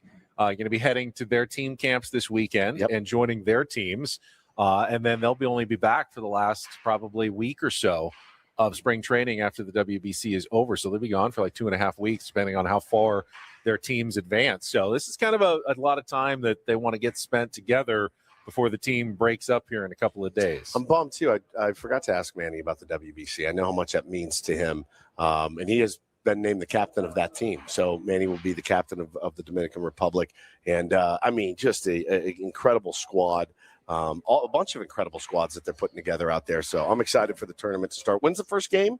The first game is March 5th, I think, or maybe 4th in Japan, but 5th, I think, here in Florida and some of the other locations. I did see, I don't know if they're going to switch off or, because Junior Caminero is also playing for the team Dominican Republic. Junior Caminero, who wears number 13 in honor of Manny Machado. In third base. So I wonder if they're going to switch off DHing, thgoing and how it's going to work. But we'll all be fascinated to see it when it comes. Speaking of members of the WBC team, Dominican Republic, look who is stepping up to the plate right now with Ben and Woods. It is great to see him get his headset on, and as we welcome Fernando Tatis Jr. back to 97.3 The Fan, Padres flagship, and Ben and Woods here on 97.3 The Fan. Fernando, it is great to see you again. You look quite healthy. Thank you, guys. It's been a while. Yeah. It's been a while. Paulie, am I recording here? Are these on? Yes, they are. Okay, I've got my meta glasses. The closer you get. Meta recording. Yeah, meta recording. There it is. So there we go. Locked and loaded. Locked and loaded. El Nino joins us. How are you, my friend? It's I'm been a doing while. Great. Doing beautiful. Are you still a Nino or no? No. Yeah. I need a new nickname. All right. You've come to the right place. El Nino. It was such a good nickname, and you're over it. You want something else? And I want something else. Any ideas? No. Okay, you can't really give yourself a nickname. Somebody has to do that for you. All right, we'll spitball it. To you guys and the people out there. Okay. Something good, please. We'll somebody the chat already. Somebody says El Jefe. All right. I mean, maybe we'll workshop it. Yeah, it's fine. We will. You don't want to decide too quickly. We were just talking about the WBC. We forgot to actually ask Manny about it. You're going to be teammates with him, though. How excited are you? Going to be going here in just a couple of days to join your team. Excitement through the roof. We have such a special group out there. And starting with our manager. And man, everybody's just ready to go, and everybody's excited, and we just know we're gonna do something great out there. Yeah, it's gonna be fun. I mean, some really good teams. You're going against Team USA is gonna be pretty nasty. Yeah. The Japanese team's always gonna be nasty. Yeah. For you guys, who do you look at as your biggest challenge? I think you mentioned it yourself, but especially we got to take care of our racket first. Venezuela is in there, and the Netherlands is also in there, so we gotta play baseball first, before we get to the other level. It's so fun when you get the opportunity, like we remember Ohtani versus Trout, where teammates can go up against each other, and you may get an opportunity to face Mason Miller in some big situation. I mean, that could actually happen. That's pretty cool. Probably gonna lay out bunt. I'm definitely not Make him doing feel that. this position. Yeah. I'm definitely not doing that. Have you faced him in the backfields yet? Yeah. Yeah, it's pretty firm. Yeah, it's pretty lights out. It's pretty firm. It's kind of unfair. Crony was telling us kind of how unfair it was facing those guys in the back. But how's the swing feel? How's the body feel? Everything locked in? Yeah, the swing feels really good. It's in a special place right now. The body feels great. So I'm in a really great point right now. So I'm just looking forward to the challenge right now. I think one of the things that has driven fans crazy, our show in particular too, is you spend a lot of time in the regular season diving out of the way. The book on Fernando Tatis Jr. is I'm going to buzz him inside and I'm going to go away to try to get him out. It doesn't always work, but we always feel like you spend a little too much time on your backside. Does that wear on you when the season goes on? What do you mean on the backside? Just guys throwing at you and you having to get out of it. Coming up and in a lot to you. It feels like it happens a lot. It gets old, but and, it's part of the game. It's part of the pitcher strategy now, to get me out of the plate. But it's baseball. Yeah. So you just got to play the game. We're at the game on Monday against the Brewers. I don't know who that kid was in the middle innings. His first pitch came right at you, and you went to the deck. He looked ill. I watched him. That's He definitely, cringed that's and definitely not he intentional. took two pitch clock violations. That tells you where he's at. Slider just go backs up, and Arizona air. All that stuff matters. But like I said, it's part of the game, and I signed to it a long time ago, so I can't back down right now. That's exactly right. We got the great Fernando Tatis Jr. Joining us now. So for you, man, you had such a good year. I mean, you won the Platinum Glove, which is incredible. Watching you play defense is amazing. Offensively, I know that you said, you want more. You always want more, right? Yeah. What adjustments did you make in the offseason to try to, everybody loves home runs and things like that, but you're such a dynamic player. What adjustments did you make to try to, be better offensively? Yeah, just a lot of great conversations with my hitting coach back there, and I don't want to say the adjustments that I make because they make adjustments on me. That's right. Good point. I think Pivetta did the same thing. Not going to say too much now. A lot of great work out there. I started swinging the bat since November, obviously getting ready for the World Baseball Classic to be in a good point on that. But, I'm in a really healthy spot, and there's definitely more for me offensively. And, we're just going to find a way how to make it happen. When you're hitting at your best, what's it feel like? Like what pitch? Does it matter when you're locked in? It definitely doesn't matter. I can drive inside fastball, hit it dead center field. I can hit off speed. Any part of the baseball field. So just looking how I can get there and sustain it. It's going to be the biggest part. Sure. Talking to Fernando Tatis Jr. here on 97.3 The Fan. I know you get a lot of questions about the lineup construction so far. I don't read too much into it early in the spring, batting fourth, batting behind Manny. But Manny did say when he sat down last hour, he thinks you and him are at your best when you guys are at least next to each other in the order. What do you feel about batting at least right next to Manny, as opposed to leading off and him batting third or fourth? I definitely agree that, because just hitting behind each other, it doesn't matter which order. I feel like we definitely make something happen. And, just – giving those pitchers back-to-back feeling of the same guy, is it's just better for us in that standpoint. Just by watching the pitchers, seeing what they're doing, how they're attacking us, and in that moment, there's 2 against 1, in the same area. So let's see how our manager constructed, but. I feel like we're in a good spot right now. Let's talk about your new manager for a second, man. Obviously, a guy that has done it. He you played with him, yes? Yeah. You played with him. How was that weird to have him be the skipper now? And how's it been so far having Craig in? It was definitely not weird. And if somebody deserved it was definitely him. I feel like he earned that respect, even when he was playing. So coming in as a skipper, it was really easy in transition. He went to the Dominican. We talked some great baseball. We talked how it was gonna look. And, I'm really excited for him. I know he's going to make something special happen over here, and definitely looking forward to playing for him. Are you someone who sets, individual goals at the start of the season, or you just want to be the best you can be? Or do you say, no, I want to hit 40 home runs, or I want to steal so many bases, or have a certain OPS? I mean, how do you kind of quantify that at the beginning of a year?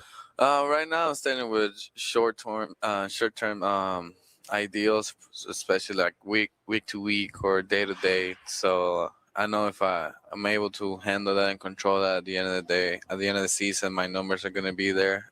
Especially I put my talent out there, and let it bring my A game every single day. And being able to control that mindset, I feel like that's going to be the biggest changer. And I know at the end of the season, there are going to be some crazy numbers out there. People in the chat want to know, why did you stop the stutter step at third base? Are you going to bring that back? We got to switch it up. New nickname, new. I mean, starter step is definitely there. Just having some feel, for the game. We're losing 6-1, and I had a solo shot. I don't think I should be doing starter step around third base. You know what I'm saying? But it's called growth, right? Like we all grow, everyone grows. Yeah, great. Depends how the team is looking. Some days we're not playing our best, so. A little bit, I don't want to say angry, but a little bit of toughness out there, for the boys, and then kind of push of let's go. We gotta clean this up, and we gotta find a way how to make it happen. But starter step is definitely there. It's definitely a celebration, but just have some feel of the game, and how we're looking, how we're feeling, and it's gonna be there. Well, the clubhouse seems to be in a really, really good spot. I mean, we've heard it. We've been part of this scene with you guys since you came up. And I know it hasn't always been that way, but it feels like it's in a really, really good spot right now, and guys are ready to get after it. Yeah, we're definitely in a great spot. I mean, the vibes are in there through the roof. We have such a special group in there, and man, we're having fun. We're helping each other. We're getting better individually, and that means we're gonna get better as a group, as a team, and we're definitely in a great spot. And yeah, we're having fun. Good. So obviously, it's impossible for two 50-year-old radio hosts to follow in your footsteps, but we tried. We tried when we drove out here, running down the sand dunes like you did on your way out to Peoria, Arizona. Tell me about that, and how you were going a little faster, I think, than we were actually down the hill. Yeah. Yeah, I was definitely trying to recreate that Jack Sparrow scene. And man, I was definitely going faster, but. I drove a lot from San Diego over here, and I always seen those dunes. Always. And I stopped a couple times before. I just never recorded, and this time, put a video out there. But it's always great, especially that long drive, to stretch yourself out a little bit. Have a little bit of fun in dunes, and. It's funny, you're just a big kid, so maybe El Nino is still appropriate. Having fun out there and acting like a kid. Yeah, definitely. Now we keep you young. Looking forward to another great season. Another platinum glove. Let's go out and get it this year. Everyone's rooting for you guys, and San Diego's going to show out for sure. Definitely. They packed that place, and it's got to be fun playing in front of those crowds every night. It's so fun, so beautiful. I mean, it's best city in the world to play baseball, and every time we go out there, we're just grateful that we're playing in such a beautiful city, such a beautiful fans. So really appreciate the support, the way they come out, the way they, especially in right field. We had some fun out there. Yeah, for sure. I'm always looking back, pointing, and having fun, throwing some balls out there, and it's part of what we have become, and just looking forward to getting more comfortable out there with the fans. No, I heard your big fan Bad Bunny invited you to that Super Bowl halftime show, but you couldn't make it. You could have been standing out there with all the other celebs. They invited me to the Super Bowl. I didn't know if I was going to make it to the casita. But if Acuna was there, probably some high chance I was going to be there. Yes, but, I was definitely going to be probably in the dance pool, just going at it. It's like the one thing they got wrong is not having him there. I think everyone knows he might have upstaged Bad Bunny. We've seen your moves. Yeah, Jessica Alba, you had Lady Gaga. Where was Fernando Tatis Jr.? Oh man, I missed the opportunity, but it was focused on something else, and just taking a chance, just sit back and just give a little bit time to myself to get ready to spring training, so World Baseball Classic. So probably next show, or who knows where, I'm probably going to be dancing some dance ball. Yeah, it is great to catch up with you again. Thank you so much for sitting down, taking a little time. Enjoy the rest of your spring training. We'll see you on opening day back in San Diego. Thank you. The great Fernando Tatis Jr. Amazing. We're going to take a quick timeout. We're going to come back. We've got lots more. Ben and Woods live from Padres spring training in Peoria. Don't go anywhere on San Diego's #1 sports station, 97.3 The Fan.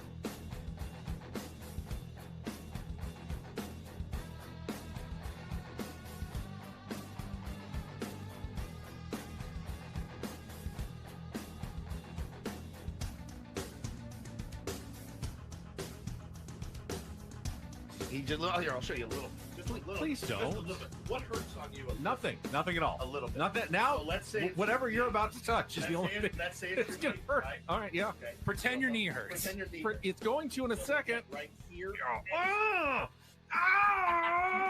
That is not pleasant. Hey, player, this is all yours. This room with this view. This speakeasy with this cocktail. Hey, could you make that too? The spa with this. Ah. And this pool on this roof. This is all for you. The all-new Hamul Casino Resort, now open.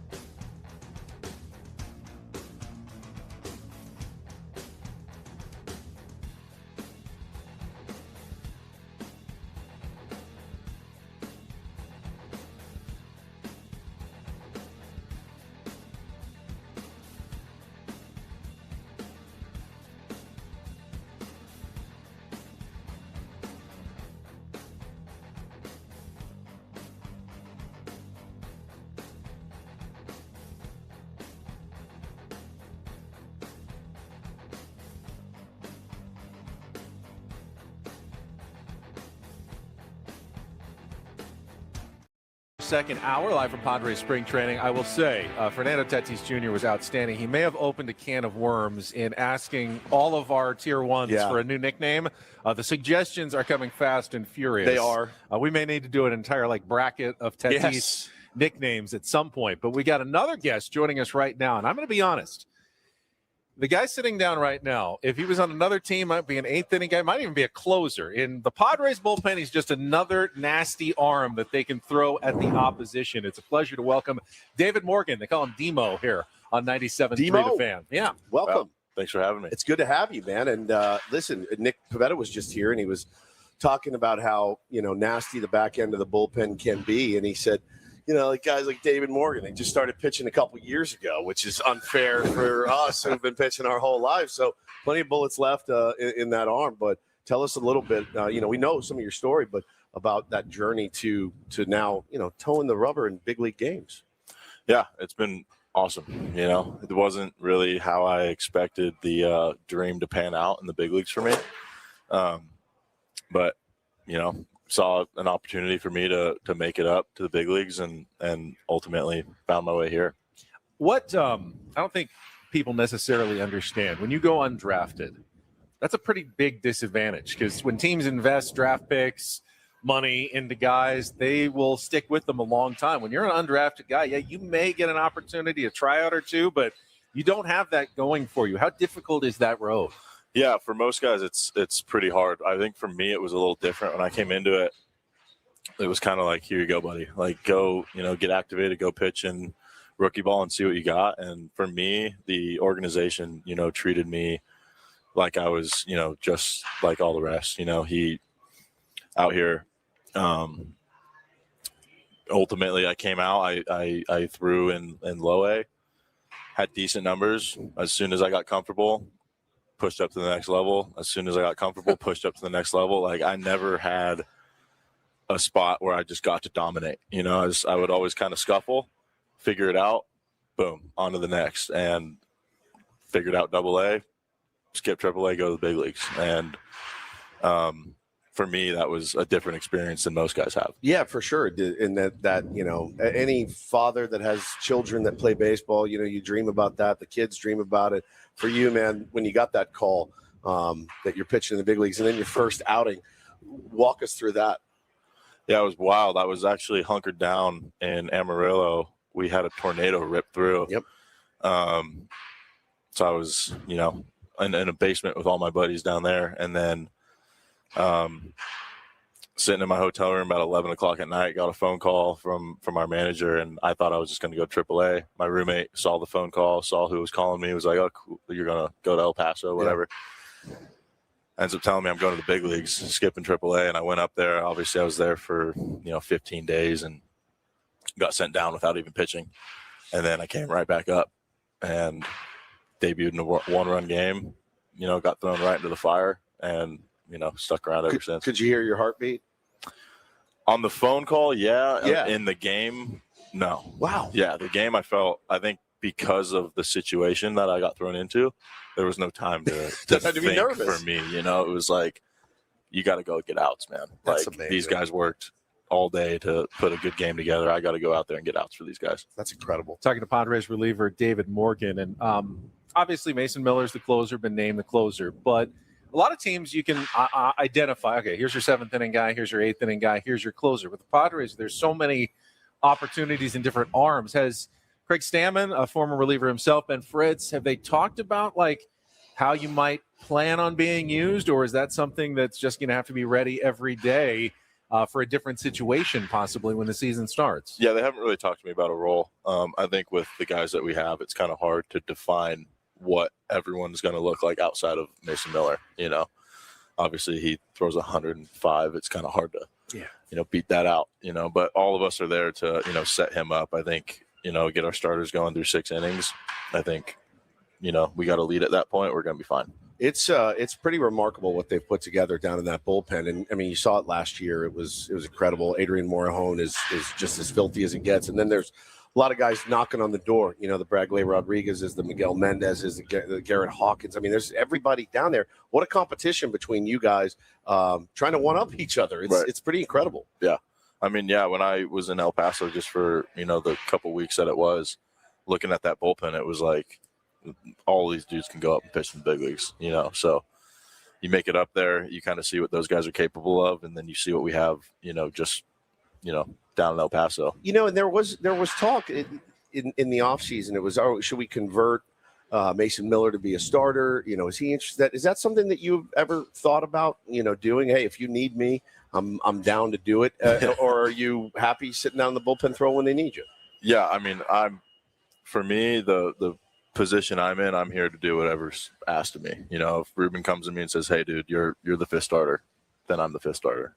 So right now I'm just happy to be in the bullpen, happy to have a job and do what I do in San Diego. But if the time comes to be a starting pitcher, I'm open to it. You're not at the making suggestions level. No. It's a little above my pay grade. Making demands. I want to talk about, because I don't think he gets enough attention, is your bullpen coach, Ben Fritz. Oh, yeah. Yeah. I have not seen him yet. Tell him if you see him, Ben from Ben and Woods wants his hug. Yeah. Because I haven't gotten every it yet. year. We're leaving today. I don't know where he's been, but so many people talk about him as one of the very best in the business. We heard that other teams may have tried to steal him away. Back for another season with the Padres. What's it like working with Ben Fritz down there? Yeah, he's amazing. I mean, Ruben kind of gets all the love for it. I think Fritzy's just as good. I think getting to sit with him and hang out with him in the bullpen all year made me a better pitcher, just kind of being around him. He didn't force me to change or anything, but he was always open to me coming to him with an idea or a cue that I needed to make myself a little bit better out there each time. He's such a good human being. Yeah, too. and he's an incredible person. And Appy as well. Yep. Appy down in the bullpen as well is another guy that deserves a shout out, man. It's a good crew you guys have put together. I know you got a heart out, right? He's got a heart out. They got work to do. I know you got work to do, so we appreciate you coming by Ben and Woods, and it was great to meet you. Wishing you a huge year. Thanks so much, man. Appreciate you guys. David Morgan, Padres reliever, going to play another key role as he did last season in that bullpen that a lot of people say looks like could be the best in baseball. Certainly a weapon for Craig Stanley From the and AJ 855. Preller, his team. Whoa. Is it time for traffic? I guess it's time to I go think to it's traffic. time for traffic. Well, Let's give him give a few Adam seconds now, 'cause to now reset it, and I Yeah. will toss to traffic in just a moment.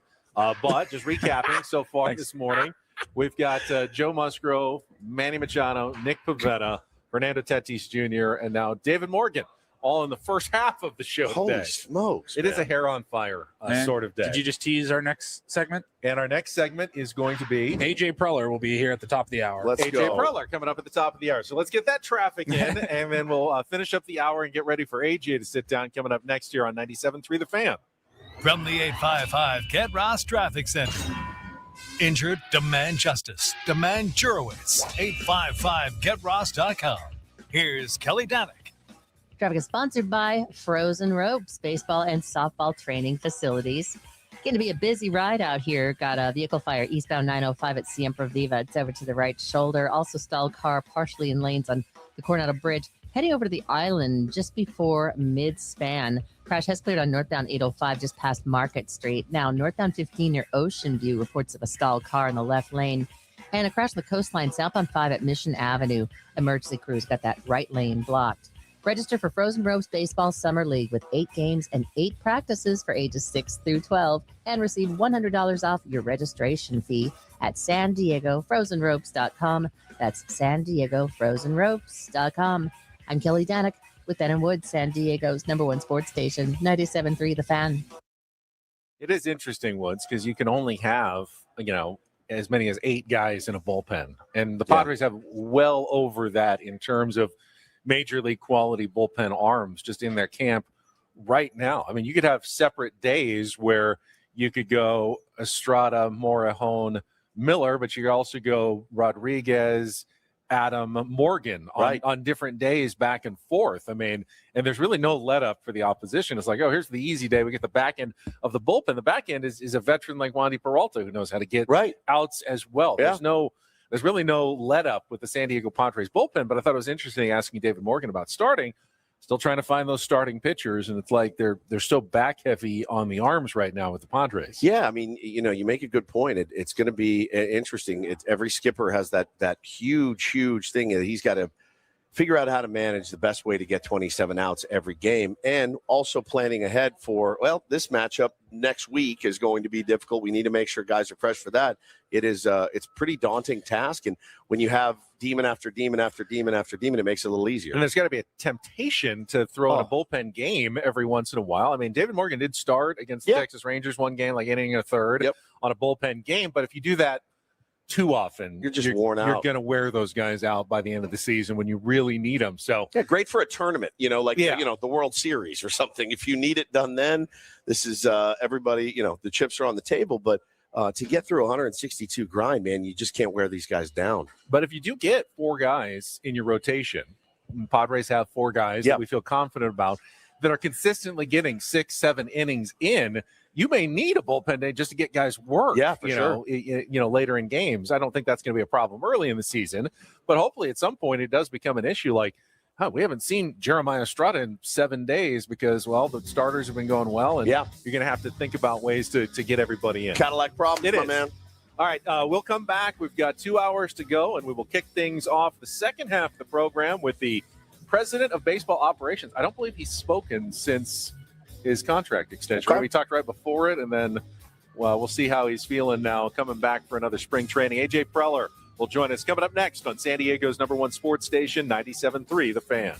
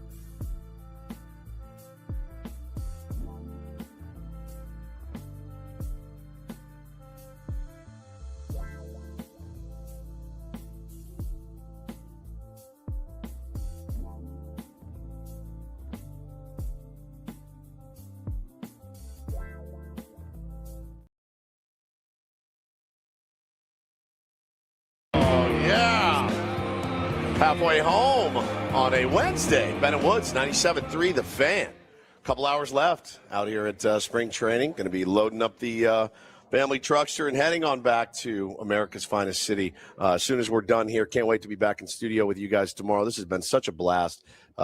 Overwhelming, actually. I need to take a breath after those 2 hours. It's overwhelming, man, and always a fun part to kind of drive home and recap what the hell just happened over the last 3 days. It was just incredible. So thank you guys for being here. The tier ones obviously couldn't do any of this without you. You know, we'd be broadcasting to no one. So thanks so much. The chat is jammed. Everyone has got Padres fever right now. I love it. I'm Woodsy. Paul Reindel's the executive producer of the program, and Ben Higgins, your friendly neighborhood sports anchor, joins us as well. I'd like to say we're doing it all for the tier ones, but we would still be doing it even if you weren't listening because we're enjoying ourselves being out here. I'm glad that you're enjoying it along with us, but how cool is it to get to talk to Fernando? That's nuts. To get to talk to Manny, to get to talk to Joe. Nick Pivetta was great, and it was great to get to know David Morgan a little bit more just a couple of minutes ago as well. Yeah, man. I'm 50 years old and I just feel like a little kid again when I'm out here watching these guys play baseball for a living.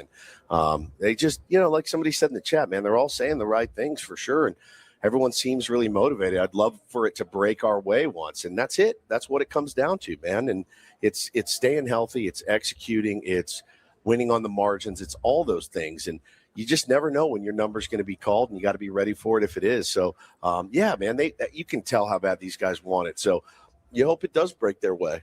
This hour on 97.3 The Fan is brought to you by GL Pools, the company trusted by thousands of San Diegans to keep their pools sparkling, swim ready, and expertly maintained. Call GL Pools now and say radio for a free month of service. And as we wait for AJ Preller to stop by, we checked out of our vacation rental for 3 days. We didn't actually use the pool. No, we didn't. But we left it in, I think, a good enough state that we're not going to get charged a cleaning fee, hopefully. Paul, do you have the list of what we had to do this morning? Let me pull that up. Our chores. Yeah, it's getting out of especially control. when we're getting up at 4:30 a.m. I mean, they don't know that. They don't know like, that. Still. But it's just, it just gets out of control. It seems to get worse every Airbnb. Right. You're not on camera. You're fine. Don't worry. Yeah, there you go. We're helping out. I think our friends at MLB Network need some power. You got it. Yes. Help yourselves. We got power strips on this side, too, if you guys need it. Let's see. Checkout instructions. Okay, here we go. Check out before 10 o'clock a.m. Not a problem there. Prior to your departure, please tidy up the home by doing the following. Okay. Remove all perishable items. Take out the trash to the trash cans that we had to take out to the side of the street. That required a lock and an unlock to key to get like to a the master side of the lock. house. Yeah. Yep. Take out the trash, load and start the dishwasher, strip linens from all used beds. Now, was my bed used or not? Ooh, you slept on top. Because I slept on top the whole time. The pillows for sure. I used those, but I did. I stripped the bed because I know I would want it stripped for me if I was going to be next, but I never actually got into the bed. I stayed on top of it the entire time. And that's not it though, Paulie. Go ahead. Yeah, keep going. Sorry. We're just getting warmed up. Place all used linens in kitchen/garage door. Okay. I believe that meant the laundry room I door. hope so. Turn off all lights, electronics, and appliances. Close and lock all windows and doors. Additional fees will be imposed if the home is found in an unsatisfactory condition. So please return it to the condition in which you found it. We did do that, and all that is, it's fine. But there's a cleaning fee that all these pretty hefty one. Airbnbs right. It's probably my guess is probably $250, $300. I think it's like $300. I think it's on the receipt. It's $300, and in my mind, the $300 goes to stripping the linens, loading and unloading the dishwasher, taking out the garbage, tidying up. That's in the definition of the cleaning fee, in my opinion. Then again, I'm not paying for it, so obviously, if you go to a hotel, they're baking that into the cost of the room, as opposed to charging you a cleaning fee. So are Airbnbs. But yeah, though. I do think that's a little disingenuous. If charge what you're going to charge up front, don't tack on the hidden fee on the back end for something that everyone is going to expect to get done every single time anyway. A hotel room costs $250 a night times 3. Yeah, but a hotel or a Airbnb is still $250 a night, $300 a night, or whatever. So we're still paying. It's not if it was like $25 a night, but you got to clean up after yourselves. Fine deal. That would make more sense. I hope they like that new bookshelf that I built for them by hand. I carved and whittled a new bookshelf, and I left that there. They said, Paulie did a drywall patch for them. It was great. If you go into the drawer on the left, our tax returns are there. Yes, if you could if you file could file those for us, that would really appreciate it. Like, it was ridiculous. It was pretty nuts, actually, and it's getting worse with the Airbnb Verbo community, because that was and it's 4:00 in the morning. You know, we're dragging our sheets off the bed, like throwing them into the laundry room. But hey, it is what it is. But if we stay at a hotel, we don't have a pool table in our that's true in our house, That's which true. I used to take 2 straight games from Paulie last night after you had gone to bed. Yeah, I had fun. It was close. They were both close, but I was able to pull it out in a couple of games of 8-ball. Old Encinitas Fats over here, dude. Can you not see Ben as like a sneaky pool shark? Of course, dude. He's got that math brain too, where he's like, if I hit this angle, and I saw him like sinking shots and stuff. I'm like, he's a shark. The only problem is Paulie and I can't do the opening break. We just dribble it into the triangle and nothing moves. I had a surprisingly good hit. It just didn't. Not a single ball went in. Nothing goes anywhere. Woods did it. It was pretty good. The ball's actually scattered around, but we do it and they just sit there like that was nothing. Again, you want to try that again? We just don't know how to do it. I'm a decent breaker. I don't have much after that though. I did play a lot of pool when I was young. We used to go to pool halls. Our senior year of high school. Had to put your quarters on the table. Quarters on the table. The next game. Well, there was a place in Dallas called the Royal Rack, and I'm not joking when I say this. It was a Jamaican pool hall, but they would let us drink at 18. So we would go play pool. And we did that all the time because it was a literal bar where we could walk in at 18 years old and drink beer and play pool. So we went there quite a bit, as you can imagine.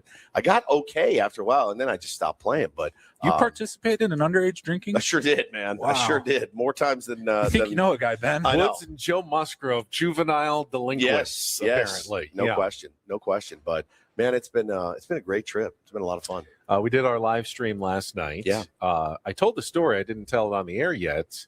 I was able to get my second Cologuard done. Okay. You really want to do that on our trip? PSA time. Well, you did tease it last week. AJ Preller's literally walking. I don't know that you want to be telling. Do you want? Is this the time you want to start that story? No, I didn't know he was literally walking up. Now he's stopped. He stopped. He's visiting. He's talking with someone. All right, I'll go quickly. Okay. Because remember, it's a PSA. We both had our difficulties last time. It's a PSA for men to get their colons checked. So now that I knew the process, it went much more smoothly. I thought, let's get it done before we go out here. So it was Saturday afternoon. Went through the whole procedure, followed the instructions, boxed it all up, took the label off so I don't send it back to myself like you did, and then looked at the final instruction. How was the? It was all. I think it was all appropriately sized and everything. Oh my god! Did not have. Hopefully, we'll not have that issue again. I was able to pour all the liquid on top the way I'm supposed to. Yep. And this is important for your health, especially if you're getting to our age, around your 50s. One problem. So as I finished the final step, they said, make sure you get it. It's a prepackaged UPS shipment. Make sure you get it to a UPS store before like Sunday, because they're closed on Sunday. Right. So I look and I go, well, it's Saturday. It's like 4:48. How late is the UPS store open? I look, 5 o'clock. Oh my God. So I then had to race. Luckily, it's almost across the street from my house, out of like running in before he's locking the door to make sure that I get it there so they can get it into their system and sent off to the lab before it just has to sit there for 24 hours. And then it's no good anymore if you just let it sit for 2 days and try to send it on Monday. Yeah, I mean, again, you're hoping that UPS guy gets it out with that order, because if it sat there till Monday, then they're going to make me do it again. They're going to make you do it again. I know. Oh my gosh! But I got it before close. So you was in there. You were racing with a box of doo-doo next to you, to take in to get all of that. Exactly. Got it done. Great doo-doo story. Tell you what, AJ's pretty locked into this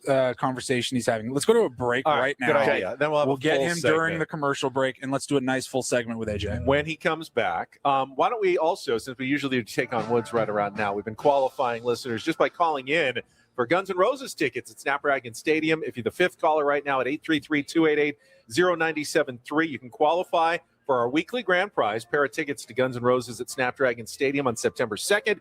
Tickets are on sale now at Ticketmaster.com. Call now, 833-288-0973. Likely the president of baseball operations, A.J. Preller, walking over next year with Ben and Woods after traffic on 97.3 The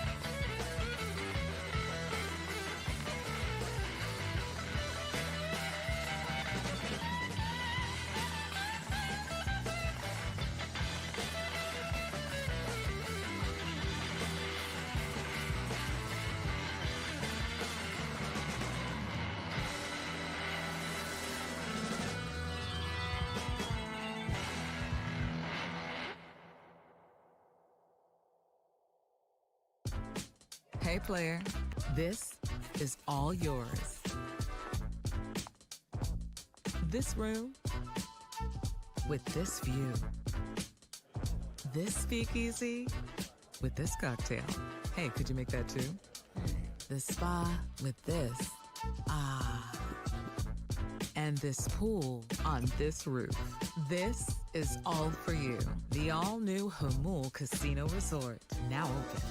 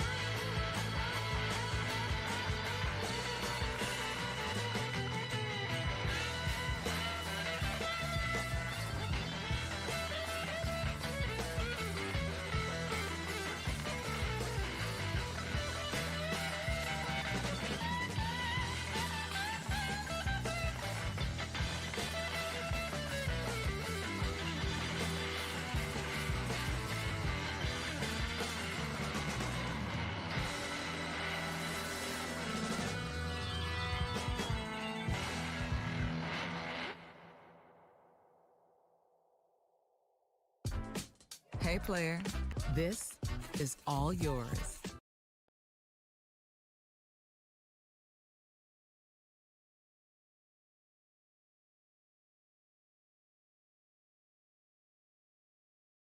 Far away. Yes. And he is yet to walk over here, so we're still waiting for the president of baseball operations when he joins us. He will do so on our SDCCU fan hotline. It's not big bank banking. It is better. But while we wait for the king of GMs and scouting and prospects, did you see 19-year-old Connor Griffin of the Pittsburgh Pirates Did I? yesterday in their spring training game all against he the talked about yesterday. Ben. Hit two monstrous home runs. Ben. Hope my wife is listening right now. 'Cause let's just say that I'm heavily invested in Connor Griffin's future. Okay, and I texted my son the other day, or yesterday, and said, "Oh my God, our guy." Connor Griffin hit two insanely huge bombs. And, we've been talking about, Paulie and I have gotten into collecting cards and stuff a little bit. And with my son, Bo, and he's way into it. So Yeah, me with my son too. yeah, totally. right. So he sends me this text the other day because I have cards showing up at the house every day when I'm gone. I was nervous about it. I knew it was going to happen. And my son, who's 8, texted me this. Mom is being kind of a jerk about spending money on cards. We got 2 more today. I'll put them on your desk. She's saying like, oh, this is ridiculous. We're wasting like $200 a week. It's way more. She also said we're going to be poor. I said, we're literally going to make money from cards, bro, is what he texted me at 8 years old, dude. I said, literally, we're going to make money from cards, bro, is what he said to his mom. And he had his argument all set. Yeah. Oh, she's listening. Damn it. He's listening right now. Killed. Yeah. He is going to get me killed. So what I'm going to do, Paulie, I'm going to start sending everything to your house. Okay. You will then bring them to work. Nothing will show up at my home. I don't want to do a P.O. box because that's creepy. What's that called? A dead drop? A dead drop. Yes. You can carve out like under a rock somewhere where you hide your cards and you pick them up when you need them. Paulie is going. So I'll take a 5% finder's fee on your future sales. It's gonna suck too because I'm gonna have to wait an extra day to get my cards from Paulie, smuggle them home in my backpack, and hope that she doesn't catch. By the way, that first home run by Connor Griffin wasn't off of no one. It was off Ranger Suarez. Yeah, dude. So yeah. I mean, they're tapping the brakes going, remember, he's just 19 years old. 19 years old. Don't expect him to necessarily start the year in the big leagues. And guess who is stopping by right now? You're sitting down just in time. We were wondering why you didn't land Connor Griffin before the Pittsburgh Pirates. Come on. Guys are sitting out there. Talking about what he did yesterday. But AJ Preller is with us here on 97.3 The Fan. First of all, let's just get it out of the way. I know you don't like to talk about your contract, but congratulations on the contract extension. We told everybody in San Diego, stop worrying about it, but they refused to stop worrying about it until it got done. So congratulations. I appreciate it, guys. Thank you. No, it's we love what we do. It's been a good run and ultimately like a lot more in front of us, and I think the fans feel that. And definitely here with the Padres and baseball operations, it's all about, hey, how do we take another step or two and get that World Series ring that the city desperately is looking for. How have you forgiven Ben for his trade deadline malfeasance last year? And some people in the chat wanted to know, is this relationship rocky? Well, it's tough because, obviously they didn't make it in the playoffs, but had Ramon Laureano been healthy, I mean, that series against the Cubs could have gone either way. Yeah. Might have been the World Series year for the Padres last year based on those moves. What's your excitement level here in spring training? Are you the guy that comes to spring training and says, another spring training game? It's so hard to get here and not be excited. We were just talking about that. It's so hard. It is so hard when you see the nasty arms and the talent that's just all over this place. And I know they're saying that at 29 other camps right now, that they're all good players at this level. But you just walk around here and you go, man, these guys are so good. So, yeah, I'm a little excited right now. Yeah, no, it's that time of year for sure. So it's, you come out here and it's obviously – you see the core players come back and motivated and excited. And then, again, like, a lot of good storylines and a lot of things that we've got to figure out here in spring training. It makes it a ton of fun. And it's also fun, like, again, like for people that come out here, it's the one time a year the whole organization is in one spot. So, you go bounce around this morning and, you're in a meeting with, minor league staff and Scott Service and then Bud Black, and there's Hideo Nomo and there's Trevor Hoffman and there's Jackson Merrill. It's just like the whole organization in one place, scouting, player development, et cetera. It's a fun time of year for sure. Well, the fever never really dies, man. I got a chance to talk to Chris Kemp yesterday, and I just walked up to say hello. And like, hey, man, how you doing, Kemp? And he looked at me and he's like, just watching guys battle ready to go to war again. I'm like, yeah, it's February. He's coming out of his skin already. And I love that. And you're talking about, you guys, your group, they've been here. They've been here for a while. Guys have not wanted to go to other or greener pastures or whatever. Guys have stayed committed to the vision of winning a World Series here. I think that speaks volumes about how you guys have run your operation. Yeah, I think it's a story that we don't speak about a lot, but it's for sure. You look around through the organization, Josh Stein and Pete DeYoung, that Pete oversees the pro scouting group and is responsible for a lot of players and a lot of the deals in free agency that we've made over the years. Those guys have been in the organization now 20 plus years. The training staff, Mark Rogo, been here now 11 years, and you look at Scott Hacker. Obviously Ruben becoming a staple in the organization and getting more responsibility. The Riley Westmans, Chris Kemp, the scouting, the player development side. People, they're good at what they do. They enjoy it. They love it. They feel loyalty to to the Seidler family, to the vision that's been created. Obviously, I think the manager chair. That's what that publicly. Again, like we I think people see that and go, man, this is every couple of years they made. This organization has done some good things, but what does it exactly mean? But like you're mentioning, Woodsy, it's like behind the scenes. The people on the development, scouting, coaching side, we've had a ton of stability, and that's I think a reason why we've been able to have some sustainability. And the crazy thing is, most of them have told us that when you're off traveling with them scouting, they force you to listen to Ben and Woods in the car. It makes us sick when you're on the road, and you're always rolling your eyes like we have to listen to these guys again. Yep. Best part of the day. Best part of the day. I don't believe you. I don't believe you at all. Not even a little bit. Yeah. Well, listen, and you've added some arms, right? And guy like Walker Buehler, right? I mean, the fan base was like, I can't believe this. This is crazy. Walker Buehler's here, and Herman Marquez and Marco Gonzalez. And so for you, is it a, hey, we're going to see what filters down, or, how does it kind of shape up? Baseball always kind of tells on itself at the end of spring training. There's going to be 5 guys that are ready to go and maybe a couple that aren't. But why was it important to get those guys in? Yeah, I mean, again, I think we obviously need innings, and they're guys that have some things to prove, guys that that we feel like have the ability to make some adjustments, or in the case of a few of the guys you're mentioning, like chance to go, they've been very good big league pitchers, and they ultimately they have an opportunity to kind of draw back on their experiences. And go compete for spots. So I think for us it was, the ability to have some numbers that we like, not block some of the guys that have been here as well, and give those guys the opportunity to compete. From a financial standpoint, it hasn't been like big dollar, big commitments. It's been more go prove it, and we've had some success with that over the years in terms of on the position side the last year is a Profar or Gavin Sheets. When you've got guys that are hungry and they're talented. They come to a good environment. Hopefully that's a formula for some success, and that's kind of what we've done here the last couple of weeks. And yeah, I think we feel confident it's going to help our ball club for sure. From your perspective, I know Craig talks about the competition in camp, especially for starting pitching.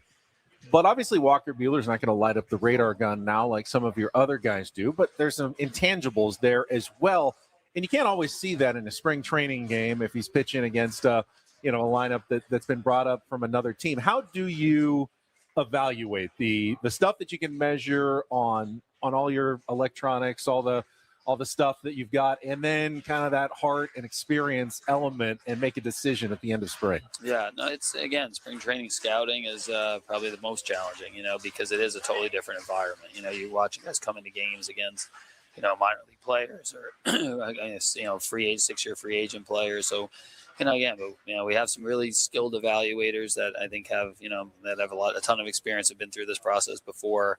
You're not just looking at the results, obviously. You have a coaching staff that we lean on that's around the players every single day, getting a feel for how they go about their business, the way they compete, the way they talk, the way they're around their teammates.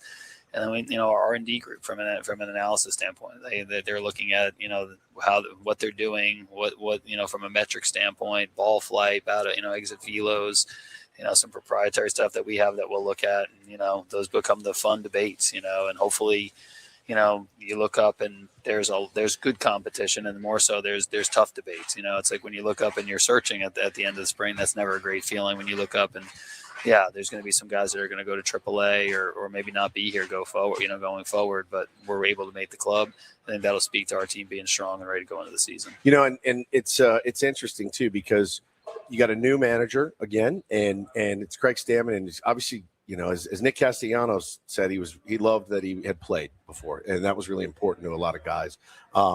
He's figuring this out for the first time. Your evaluation of him in just a few short weeks, and then once the season starts, because we've heard like you give your managers like, here, this is yours. Like, do what you need to do. Craig Stammen, rookie manager, does he get the same rope, I guess? Yeah, I think the thing with Craig again is he's super genuine, and he's not going to try to be something that if he doesn't know something, he's just going to say it if he wants. And then that's the environment we're seeing from like the whole staff and the organization is people that are able to speak their mind, and he's given that freedom to the group. But ultimately, he's got to make a lot of decisions. He's the manager, so. It's not a democracy, ultimately, like, the way we work throughout the whole organization, you throw topics on the table, you have your group of people that you lean on in different areas, that's their expertise. Josh and myself, we don't want a situation where the manager's looking over his shoulder. That's not healthy for anybody. When he manages that game, it's got to be his calls, his decisions. It's not running a script, or anything like that. No, we want to be as prepared as we can going into the game. And from Craig's standpoint, he's looking for feedback. He's looking for people that have experiences that can help him. But we saw it as a player. He's going to be a guy that his demeanor is great, and he knows like the struggles players have, and what staff challenges are out there. But he's a guy that, like, when it's time to make decisions, he's going to make tough calls. And if if he makes some mistakes at different points in time, we all do, and you could be the most experienced manager and it doesn't go the right way. Sure. But his process is going to be really good, and he's going to continue to look for feedback. He's going to use the expertise of the people in the room, and then he's going to make calls, and that's his job. And I think he's going to make a lot of right calls as we go. AJ Woods mentioned Nick Castellanos.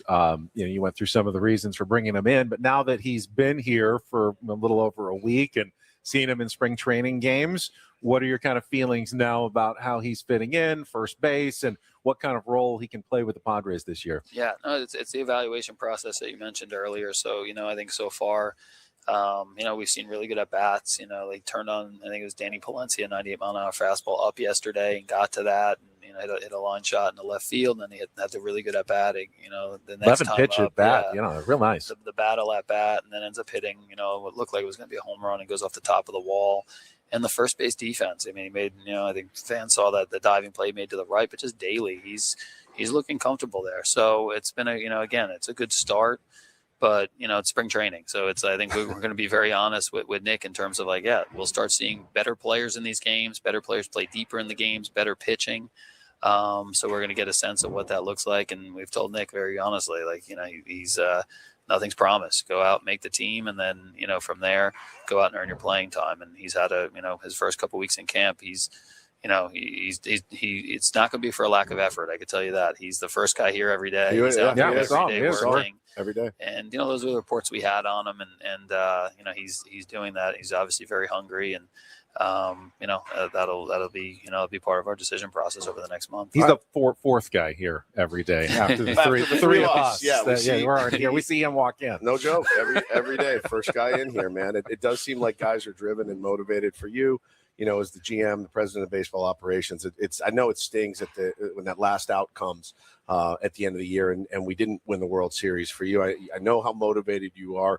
You feel your players share that same motivation this year.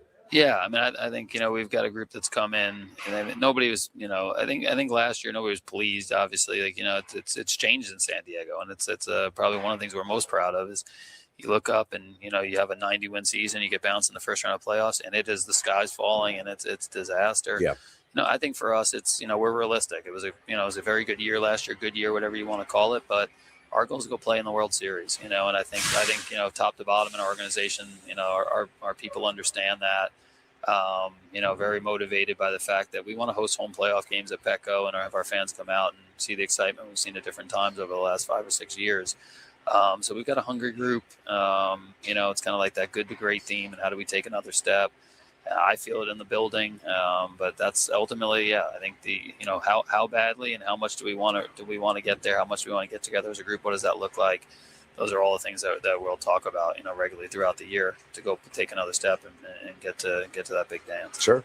AJ, final question, but it's not going to come from us. Now, this could be fun or it could go badly. We have something called the topic wheel. Yes. Gosh, and we don't know what's on finally. it. Paulie spins it, and it's just a random question that we all have to answer. Right. So you game? Topic wheel?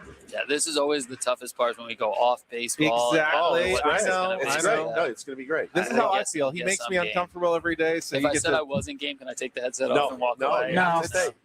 There's some peer pressure element to it at this point when you're on the air that you kind of have to say yes. So, Paulie, what do we got? It won't be painful. All right. He's It's not like, hey, spinning who around. would you rather trade, him or him? All right. It might be. Who knows? All right, here we go. Here we go. All right. Question is, what celebrity would you be weirdly starstruck to meet if you had the chance? That's a good one. Weirdly starstruck. Okay. Weirdly starstruck? It would be, I think it would be like Christian Bale or somebody like that. I don't think I'd be able to talk to him. I'd be very intimidated. That's a good one. Christian Bale, Leonardo DiCaprio, guys. I don't think that's that weird to be starstruck by Leonardo DiCaprio. Well, I was gonna say Sydney Sweeney, but that's a very obvious answer. I haven't met her yet, but I would be very starstruck by Emma Stone. Now, I'm sure you've probably gotten to meet her. We got to meet Dave at Fantasy Camp. He was great. He's fantastic. Awesome dude. Really great guy. But I would be very starstruck to finally meet a Padres fan of that caliber. AJ's probably met my answer at some point, but Charles Barkley, I think. I would lose my mind if I ran into Charles Barkley. Have you met Sir Charles? I have not met Charles Yeah. Barkley. I have two, and then the one Emma Stone Dave story. There's a scout, Gene Watson, that works for the White Sox. He claims the biggest Emma Stone fan. So over the last couple of years, we've been talking about trades. He knows Emma and Dave, obviously their loyalty and their love for the Padres. So he would constantly go, "Hey, if you're ever in a room with Emma Stone, if you could just make mention that this White Sox scout." So last year we were talking about some trades. I believe it was Luis Robert at the time, and we tried to use that to see if we could get some favor and got her on the phone with so similar to Ben what you're saying. An Emma Stone phone conversation to be named later. And he ended up going to the Mets, so it didn't. I don't know if that worked out, but that for me the two would be it'd be Michael Jordan and Don Mattingly are kind of the two for me I now with Don Mattingly I've been able to meet him. It's never Michael Jordan, but that would be the one for me where as a kid growing up he's the greatest athlete I've ever seen in any sport anywhere, best competitor. It's Jordan and everybody else. I'd be terrified. I'd be kind of terrified to meet Michael Jordan. Then again, we were terrified to meet the Castellanos 2 days ago. It turned out to be great. So if you have that kind of yank and you could set that up at some point. Jordan? You may have heard of him. Yeah, let's get I'll text him. I'll put in a word for you. We are going to Chicago for the series with some of our listeners, tier ones this summer. So if he's in town, maybe we'll get it all together, go to a steakhouse or something. Yeah, that would be a lot of fun. I literally watch The Last Dance once a month. In its entirety, it's just as good as it gets. For a I lived The Last Dance. Yeah, I did.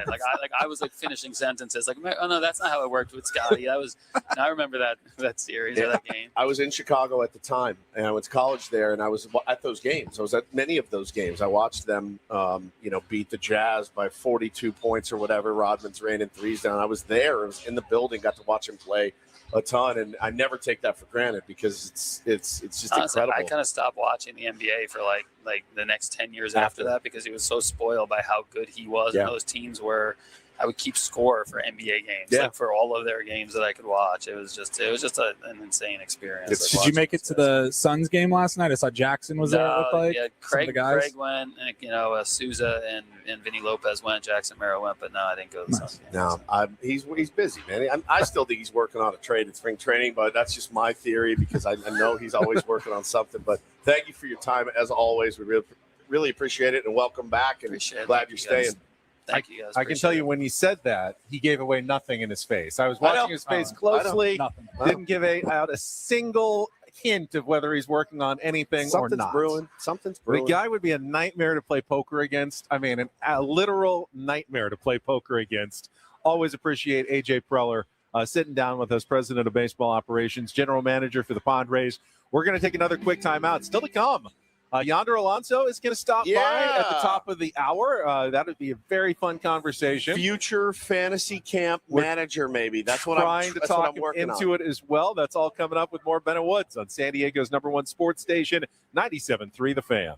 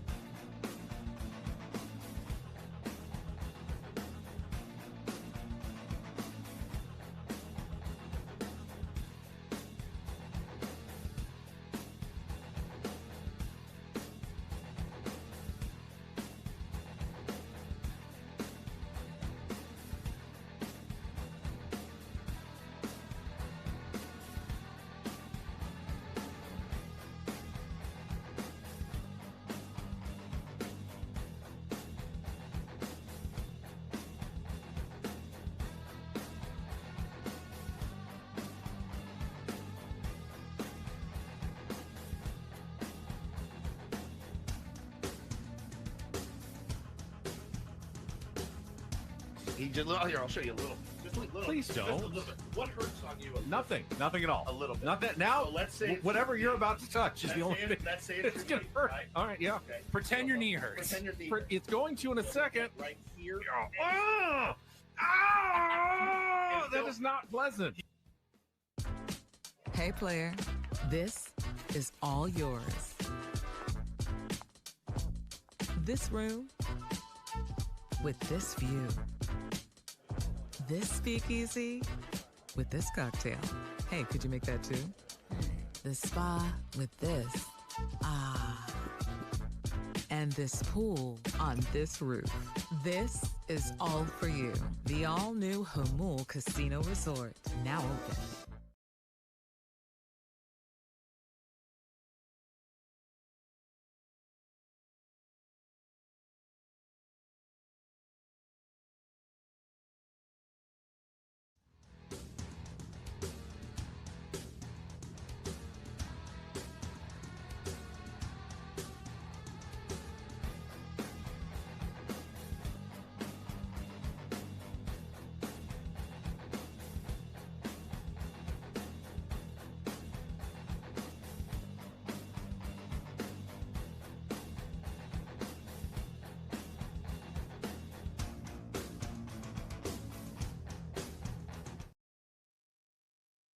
Padres General Manager, President of Baseball Operations, AJ Preller, who joined us on our SDCCU fan hotline. It's not Big Bank Banking, it is better.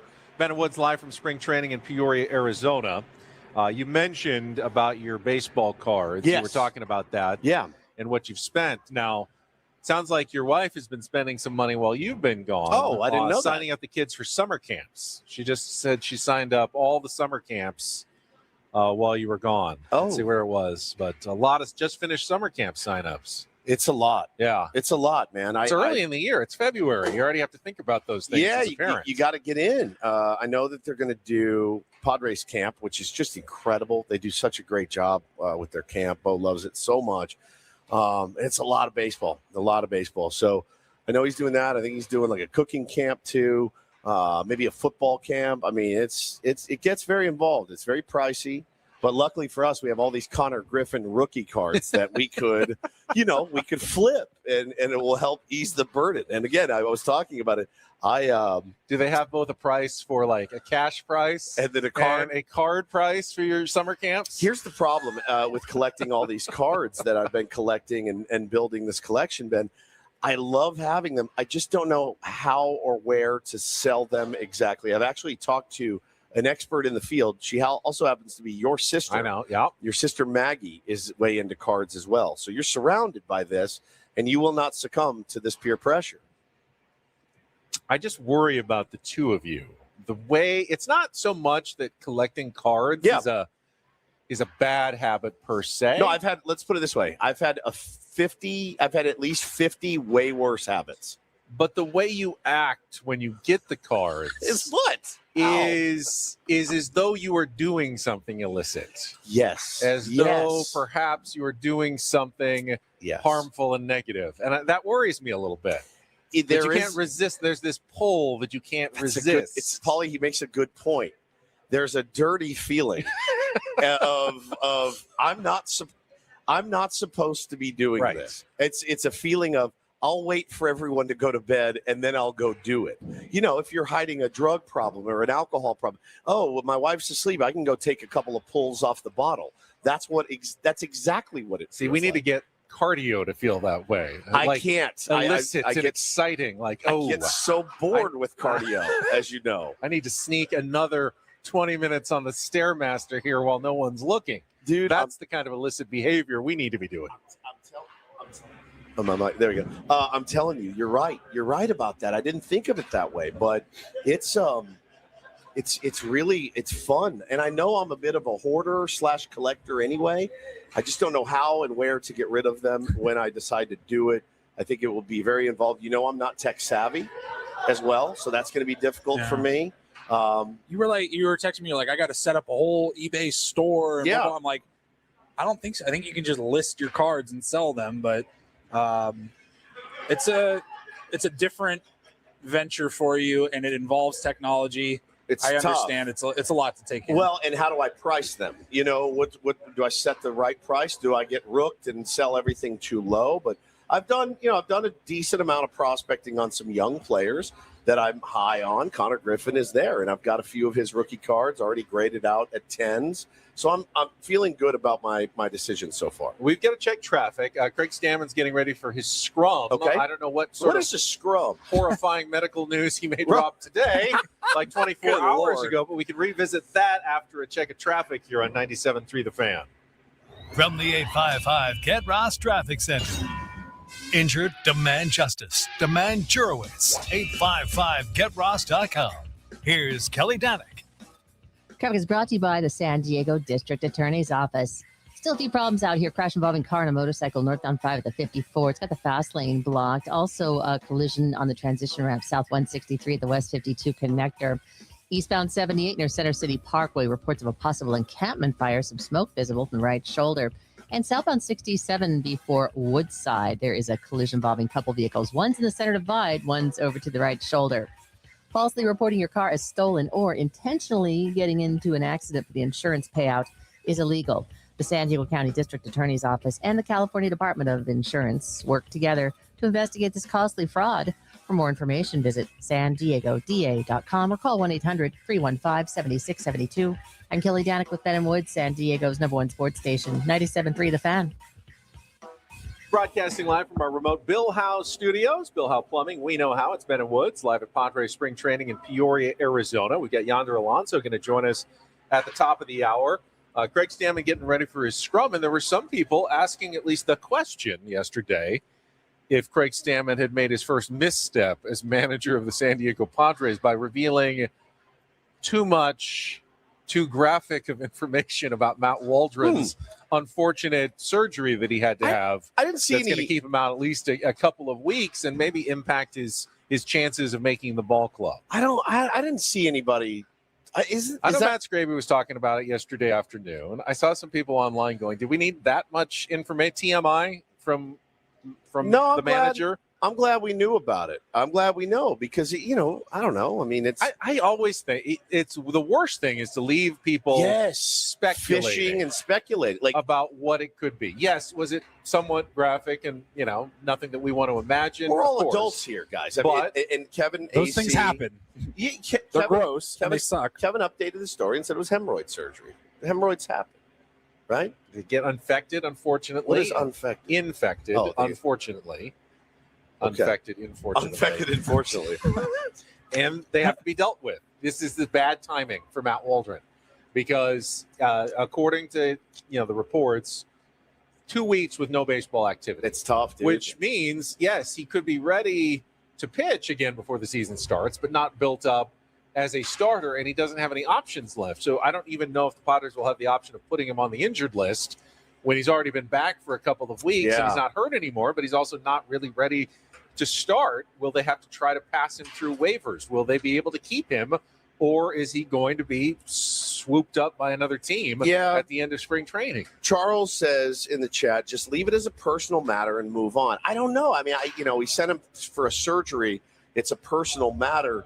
That leads you to start speculating. Oh man, I hope this guy it's not life threatening, right? Again, we're all adults. He had hemorrhoids. He had them lasered off or whatever, and he's going to be in recovery. And it happens to the best of us, I guess. I've never had hemorrhoids, not to my knowledge. Not to your knowledge. Not to my knowledge. I don't think I have. None that required surgery. Well, yeah. You would know that. I would think. Yeah, for sure. I mean, they sell creams and stuff at Walgreens and CVS, Prep H. Preparation H. Yeah. This required surgery, so it's probably a little bit more serious, more intense than, Oh, God, I can't even imagine. I've known people that put Preparation H under their eyes before, like as eye cream. Did you know? You ever heard of that? To take out reduce the swelling. The swelling under your eyes. Same thing. Could burn a little bit. I have no idea. But I think he's okay. He's going to get that surgery, and what it means for his baseball future. I think if he wants to pitch again, he will. It just may not be here. I'm not sure. But wish him well. Great dude. And he says if it was soccer, just lower body injury. Yes, that's all they do that in hockey and soccer and lacrosse. Lower body injury. Lower body injury. And it just doesn't fly in baseball. It's like, no, his UCL older. You're like, all right, I know every. We want to know everything about our baseball players. Unfortunately, the good, the bad, and sometimes the ugly. Yeah, So. yeah. But wishing him a very speedy recovery. All right, that is 3 hours in books. Yeah. 11 hours of live radio from Padres spring training in Peoria. Crazy, man. 1 hour to go. I think it's going to be fun. Yonder Alonso is supposed to stop by to kick off hour number 4 next. And who knows, finish up with another special or guest or two. We'll find out when we return. From Peoria, Arizona, it is Ben and Woods on San Diego's #1 sports station, 97.3 The Fan.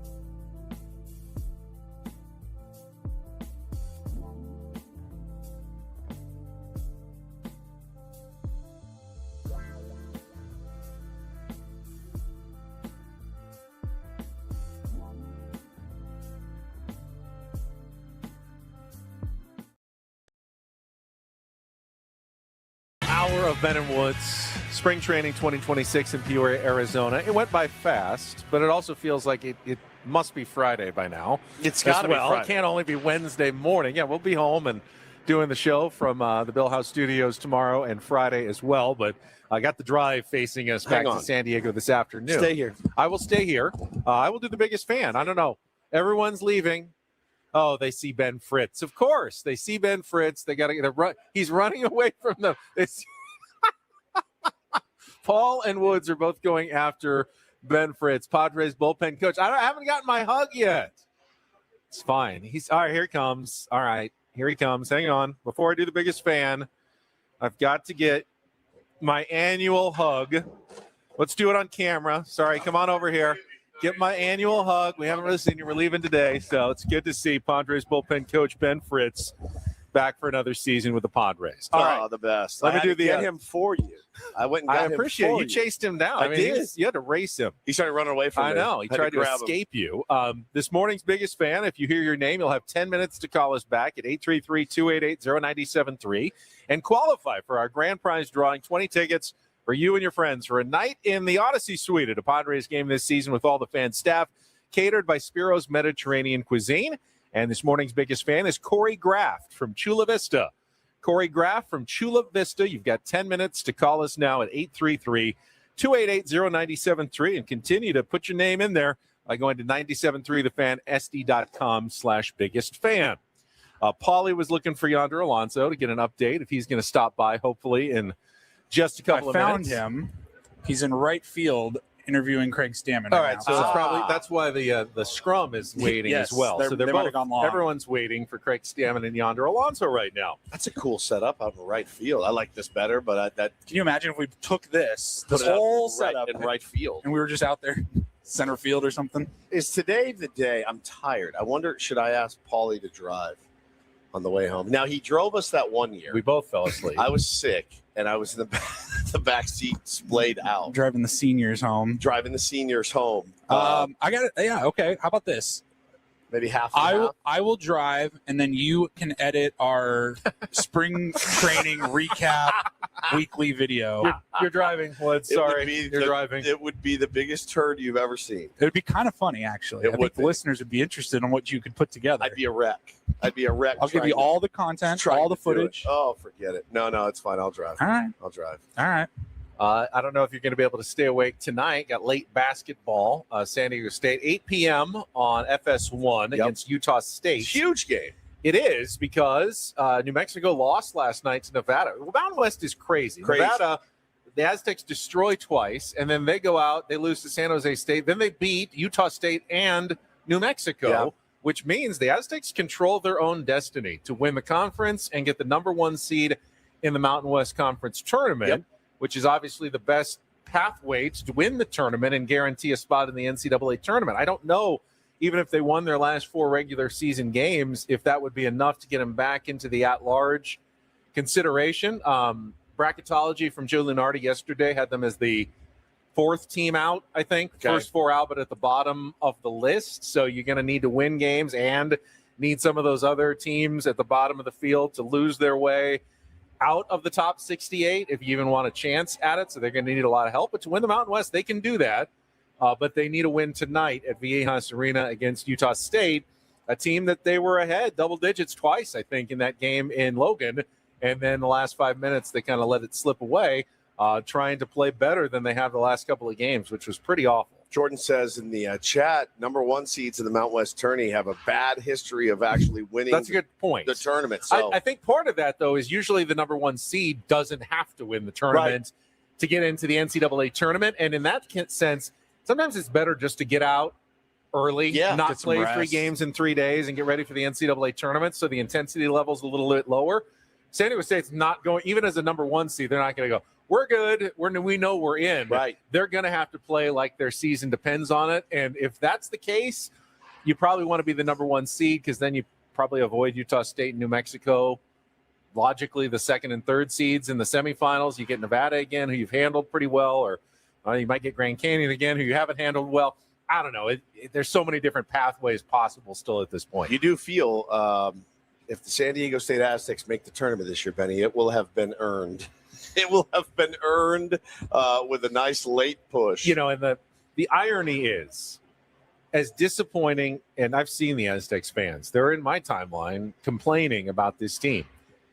If they happen to make the NCAA tournament by winning the Mountain West and they win a game or two, no one's going to care about you don't mid-season struggles in the middle of the year. All they care about is getting there and looking good once you get there. For sure. So you truly can completely save your season in college basketball in ways you can't in any other sport. For sure. And bounce back from this, sluggish performance that we've seen lately. It's weird, too, because you do get the sense, though, if they made the tournament, that should, based on everything that's happened, and again, some losses that should never have happened, but if they make the tournament, that's still not good enough, right? Like, I don't think just so. making it would be amazing. Like getting to the first four again and getting blown out, by North Carolina. That was disappointing. Can't hang your hat on if that. they do that again or miss the tournament, like you look back at last year and this year and go, those are two not great seasons, like at all. Those are forgettable seasons for sure. Like the bar's just been set higher at San Diego State. Yeah.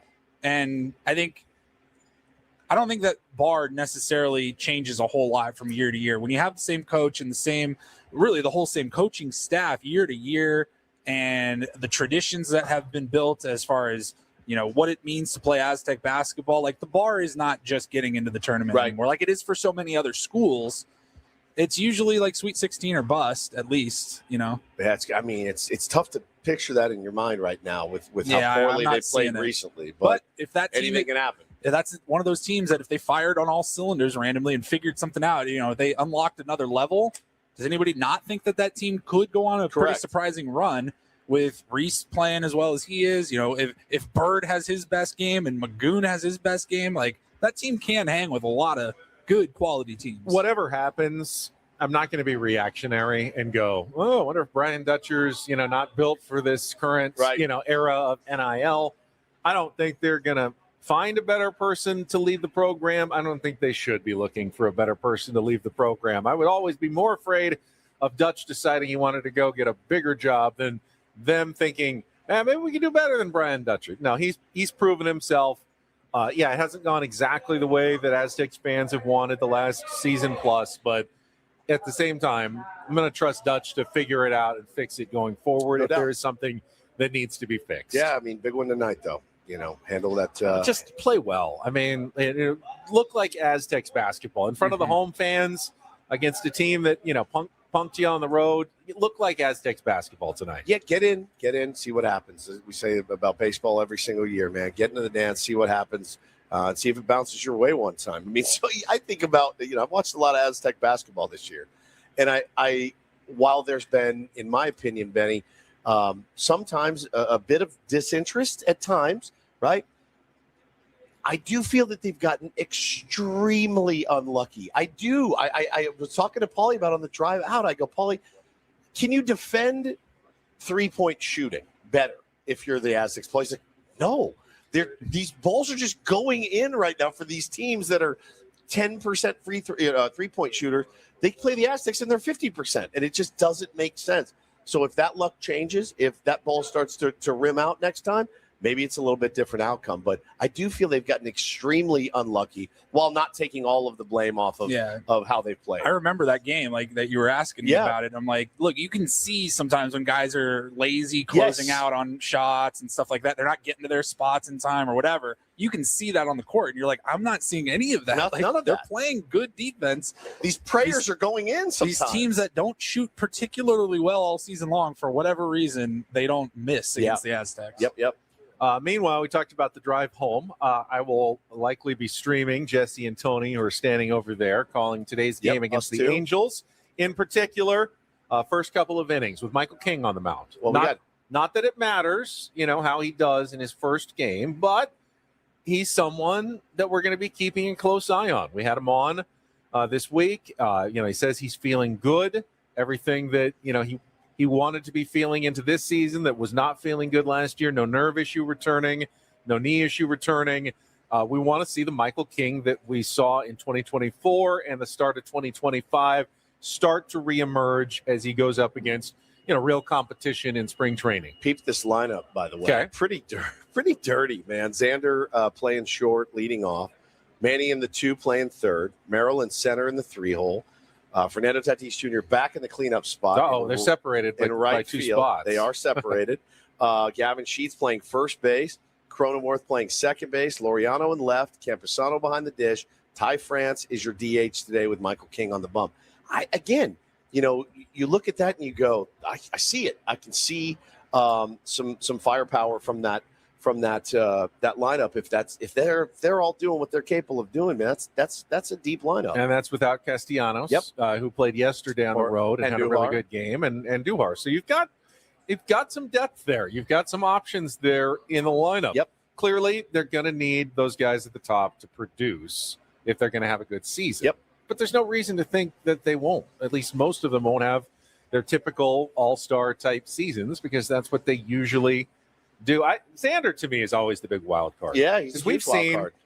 We've seen stretches where Xander has played really, really good baseball. 300 hitter, tons of doubles, great base runner, played some of his best defense last year. You get that Xander for the majority of the season, he's easily worth the $25 million they're paying him. Then we also see stretches where he's hitting like 220 with a 280 on base percentage and, not getting any power. And you're going like, oh, what's going on here? Now, every guy goes through ups and downs during the season, but there's still a very good version of Xander in there that can be really, I think, the wild card kind of for the Padres during the season. Yeah, no question. Skipper's here. He just pulled up. He's going to be doing his scrum. Should we do the old, let's go to break Let's again? do the old, let's go to break, and then we can figure out, maybe Yonder will be following Probably him walking over here. momentarily. Yonder Alonso from MLB Network, former Padre, set to join us hopefully in just a couple of minutes. Let's check traffic. Quick timeout. More Ben and Woods from Padres Spring Training on the way on San Diego's #1 sports station, 97.3 The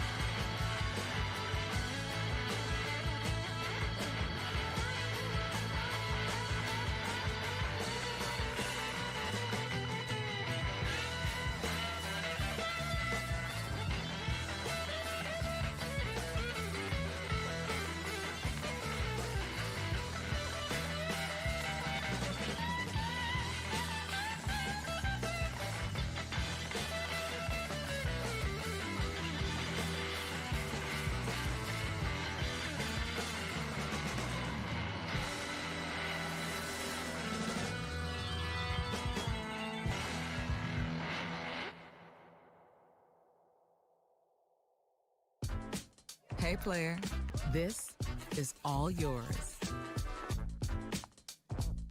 This room with this view. This speakeasy with this cocktail. Hey, could you make that too? The spa with this. Ah. And this pool on this roof. This is all for you. The all-new Hamul Casino Resort, now open.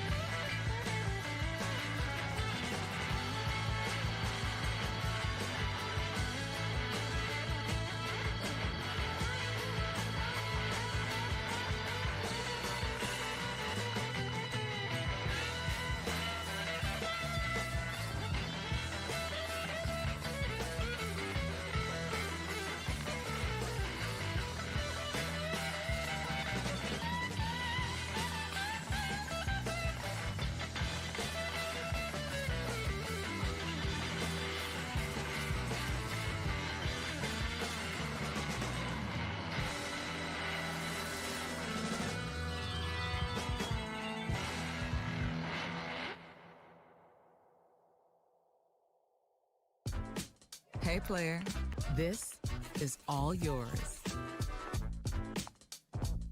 This room with this view. This speakeasy with this cocktail. Hey, could you make that too? The spa with this. Ah. And this pool on this roof. This is all for you. The all-new Hamul Casino Resort, now open.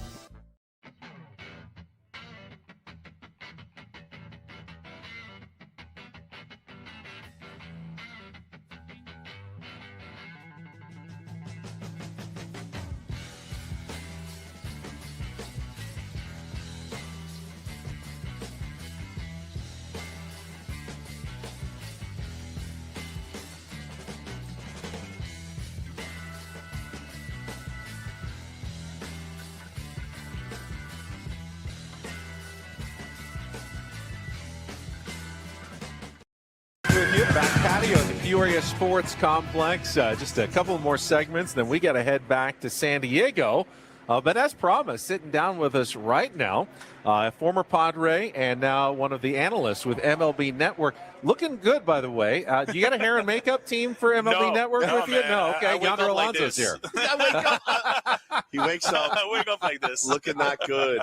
Yonder Alonso joins us, man. It's good to see you again. Yeah, man. And always a pleasure to talk baseball with you. We talked a little bit before the show. So you came from where? Mariners camp? Mariners camp, yeah. And, such a good squad. Got so close last year. And we were talking to Greg Amsinger, and he goes, man, every camp I spent some time at, I let myself believe these guys could do something, if it all clicks. That's the beauty of baseball. Yeah, it is. And this is the time where everybody has hopes, right? Yeah. Everybody's positive. Everybody feels like they've got a squad. Everybody's pretty much healthy for the most part. Yeah. But yeah, I think the last week of of spring training is where you really see where you're at, right? All the guys, you've made some cuts. You kind of know, okay, these are the 3 or 4 spots left on that roster to go into the big day. But yeah, I mean, this is so early in camp. Everybody's happy. Nobody's really gone 0 for 20 yet. Right. Nobody has a bad blowout where they go out and give up 10 runs. So it's all good. It's all good and gravy during this time of the year. Yonder, you're obviously part of the MLB Network family, like Jake Peavy, but also part of the San Diego Padres family. You spent more time with the Padres than any other team in your career, and then literally part of the Padres family. Of course, your brother-in-law is Manny Machado. How close of a connection do you feel with the organization at this point? I mean, very close, right? All we talk about is the roster, San Diego, what's the future looking like, what's the present like as well. I've been here for a long time, and obviously with Manny as well, so it feels like I'm still a part of it. It's funny. I go to other teams, and they know.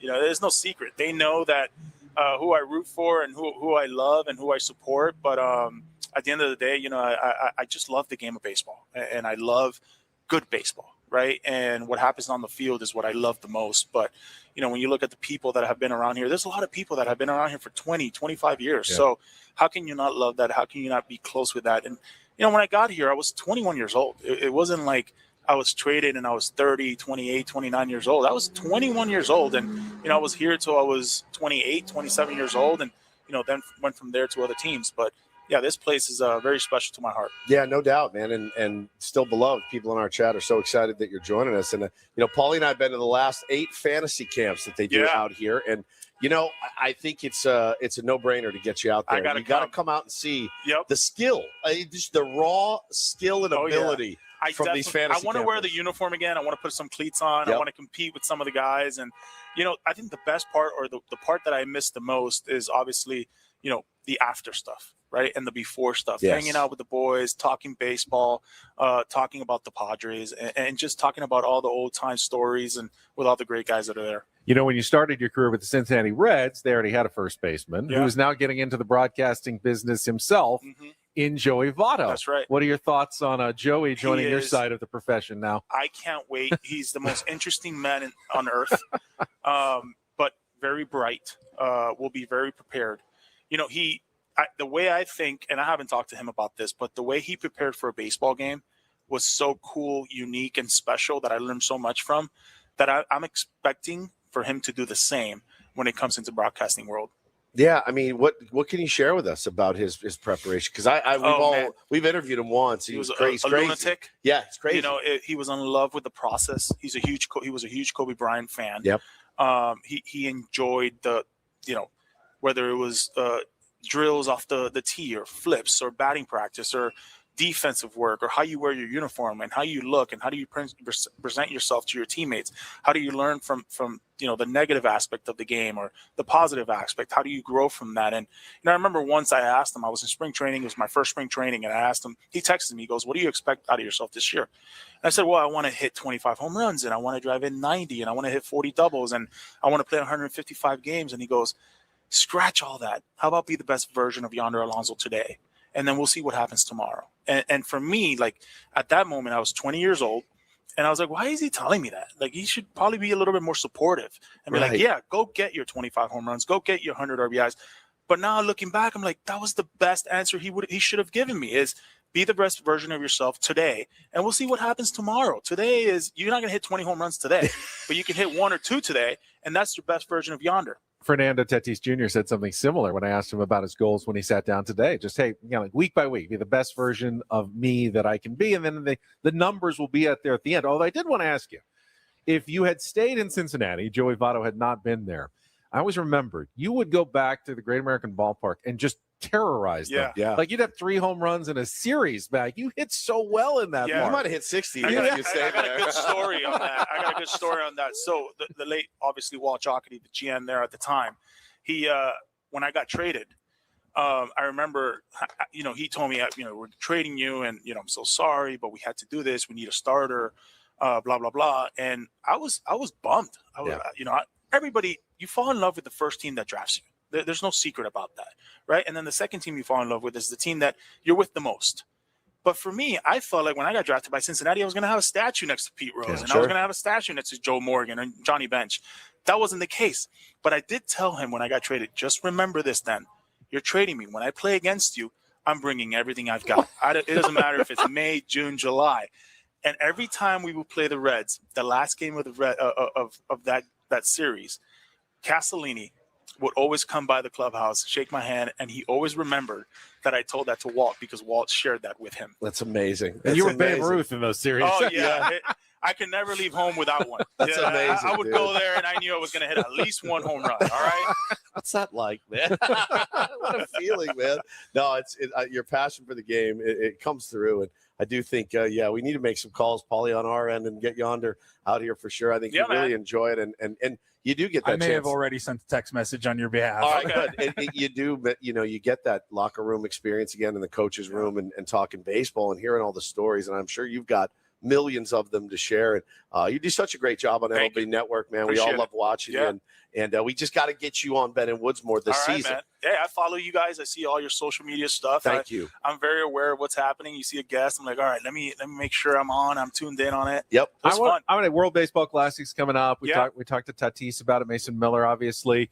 You are from Cuba. Mm-hmm. I haven't heard much about the Cuban team. Obviously, there's always a little more kind of secrecy, but are they a force to contend with in the tournament this year? I don't think so. Okay. I think it's a very young team.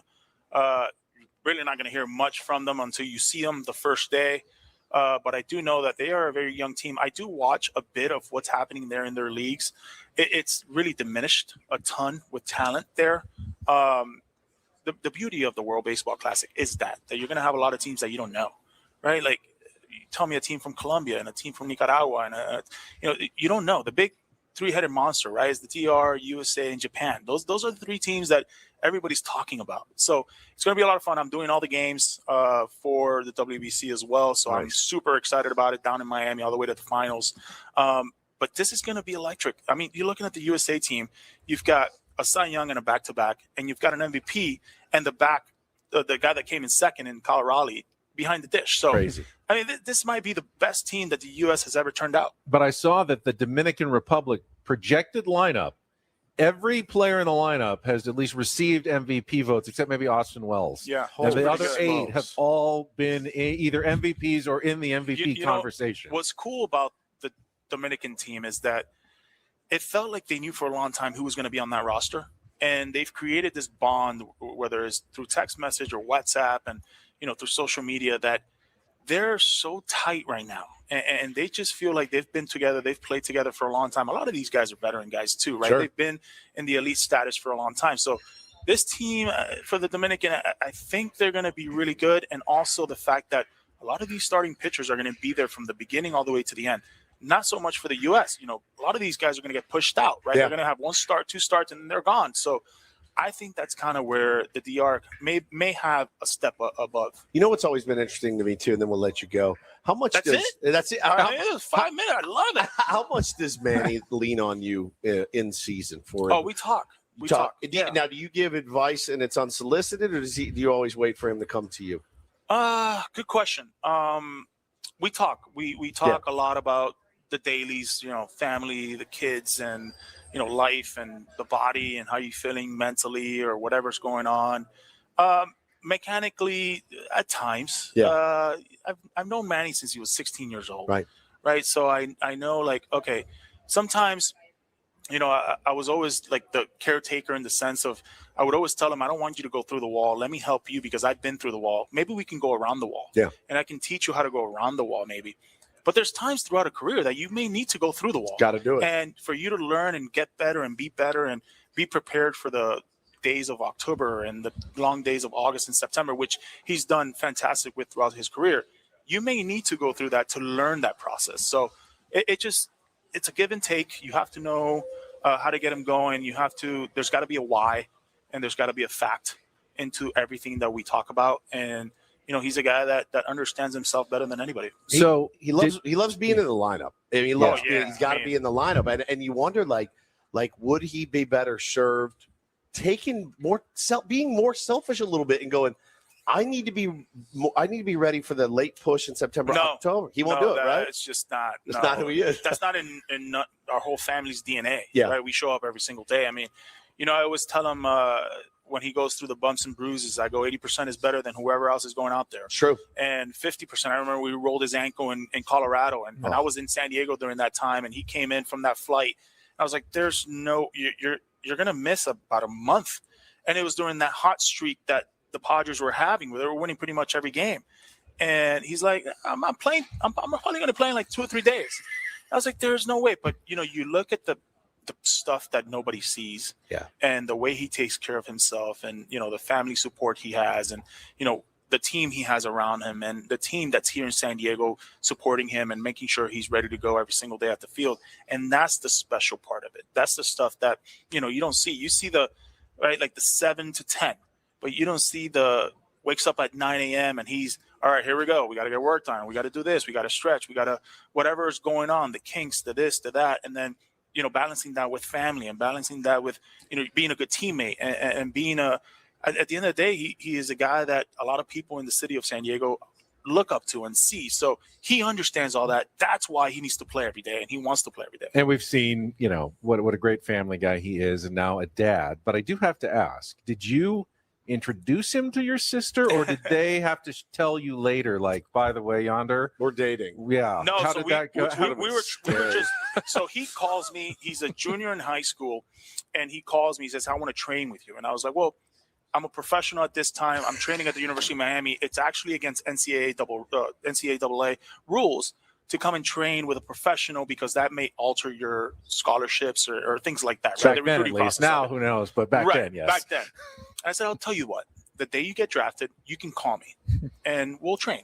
So he gets drafted. That same night, he calls me. I'm like, man, you're not out like enjoying yourself? No, I'm training tomorrow. So he starts training with me.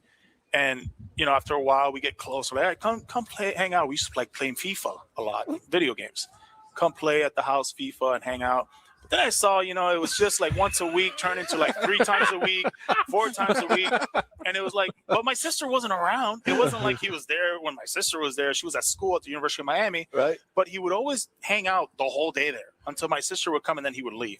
Finally, after like about 2 months, my sister comes up to me and says, hey, I just want to let you know, I'm going on a date with Manny. I asked him to come on a date with me. And I was like, well, I need Manny to talk to me about it. So the next day, Manny he was always on time, but he would show up a minute before we had to go lift or train or run or whatever. This day, he showed up an hour before. I said, something's wrong. You're sick. You have a migraine. What's up? He gets on the bike, and he's like, hey, I just want to let you know that, I'm going to go on a date with your sister. And, obviously we had a chat, but I said at the end, well, it's really not up to me. You got to talk to my dad. So I'll leave it at it. Right? Have a good one. And we just left, and I left it on my dad. And then sure enough, he went over to the house, talked to my father, and my dad was all in. Obviously, had a nice, beautiful conversation. And from there on out, they've been together ever since. It's been amazing. Wow. It's amazing. Yeah. What a great story. Yeah. Yonder, really appreciate you sitting down with us. Man. Enjoy the rest of your spring training. Enjoy the WBC as well. And we will chat with you again during the season at some point. Your fantasy camp invite is on the way. I've been told. All right. All right. Next January. Feet to the fire, buddy. Let's go. Next January, Yonder Alonso. We will take a quick timeout. We'll come back. Our last segment, we'll hear what Craig Stammen had to say just a couple of minutes ago during his scrum, and more with Bennett Woods on San Diego's #1 sports station, 97.3 The Fan.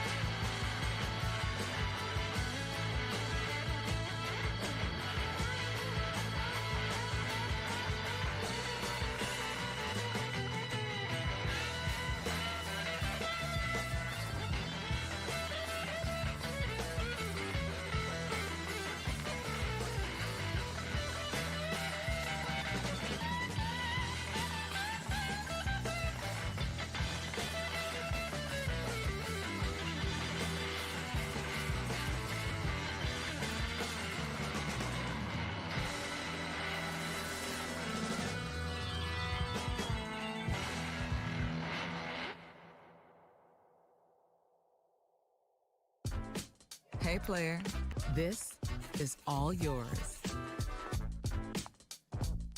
This room with this view. This speakeasy with this cocktail. Hey, could you make that too? The spa with this. Ah. And this pool on this roof. This is all for you. The all-new Hamul Casino Resort, now open.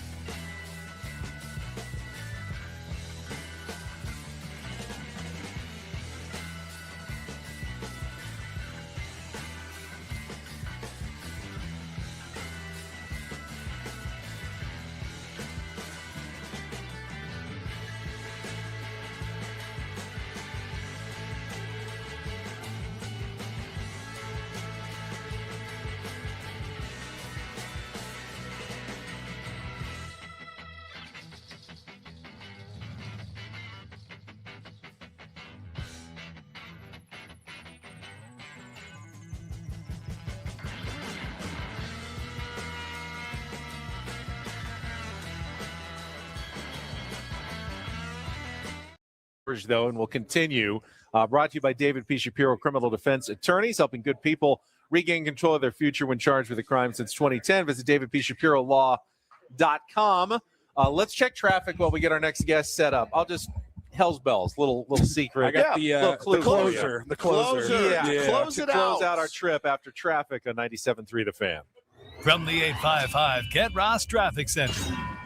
Injured? Demand justice. Demand Jurowitz. 855GetRoss.com. Here's Kelly Danick. Traffic is brought to you in part by Hamul Casino. Hey, player, the all-new Hamul Casino Resort is all for you. Enjoy a super luxe hotel experience, a super secret speakeasy, an indulgent spa, and an epic rooftop pool. Book your experience at HamulCasino.com. Things are starting to clear out on the road somewhat. We do have some defective traffic signals, though, might be causing a bit of confusion on the La Media off-ramp eastbound 905 and southbound 67 right before Woodside. There is a collision in the center divide. The Caltrans I-5 Asset Management Project continues this weekend with the closure of 3 lanes on southbound I-5 at Gilman Drive on February 27th and 28th from 7 p.m. to 11 a.m. Expect delays and use Interstate 805 to travel south. I'm Kelly Danick with Ben and Wood, San Diego's #1 sports station, 97.3 The Fan. Right, we've had a massive amount of fun here at spring training. If you want to join that fun, we're giving away 4 tickets to a game here at the Peoria Sports Complex of your choice.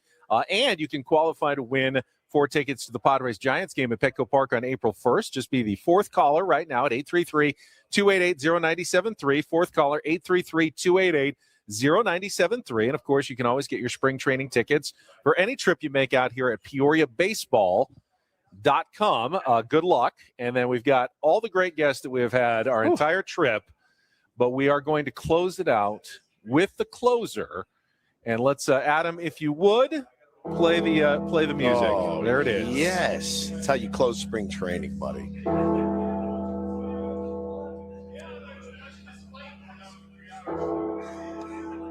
Better to call on than the Hall of Famer himself, number 51. Oh, look at it. Trevor You guys are really Hoffman. far into There the song. he I is. apologize. That's all right. Good morning. No one in San Diego really minds listening to as much of that song as possible. So Yeah. no worries. Trevor, it is good to see you as always. Great to see you guys, and I'm not seeing you at Choose right now. So, All right. So I needed to tell you, I All got right, some yeah. news to break. Yeah. I left Choose. Oh.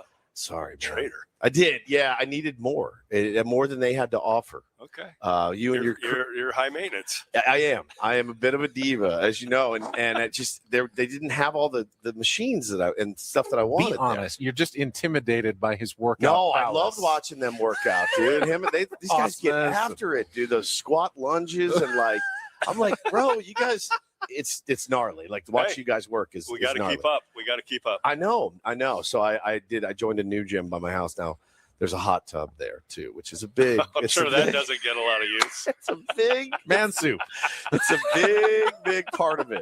Yes, just old elderly man soup in there. So you're not plunging either. You're not doing cold plunging. Not doing the plunging. I bet you do, don't you? They don't have it. They don't have it. But I'm gonna miss you. I mean, you're a pitcher. You got to get the shoulders under the. I'm gonna miss you at Choose. Watch you work out, but I won't be there to wear you out anymore. Well, we'll hold the spot for you in case you come back. Thank you, buddy. I know I would never work out with your crew. The workouts are too hard. I don't want to push myself that That's much. why I came over here. They were getting too gnarly. I had to get out of there. It's gnarly, right? Those guys go big. But Trevor Hoffman joins us now.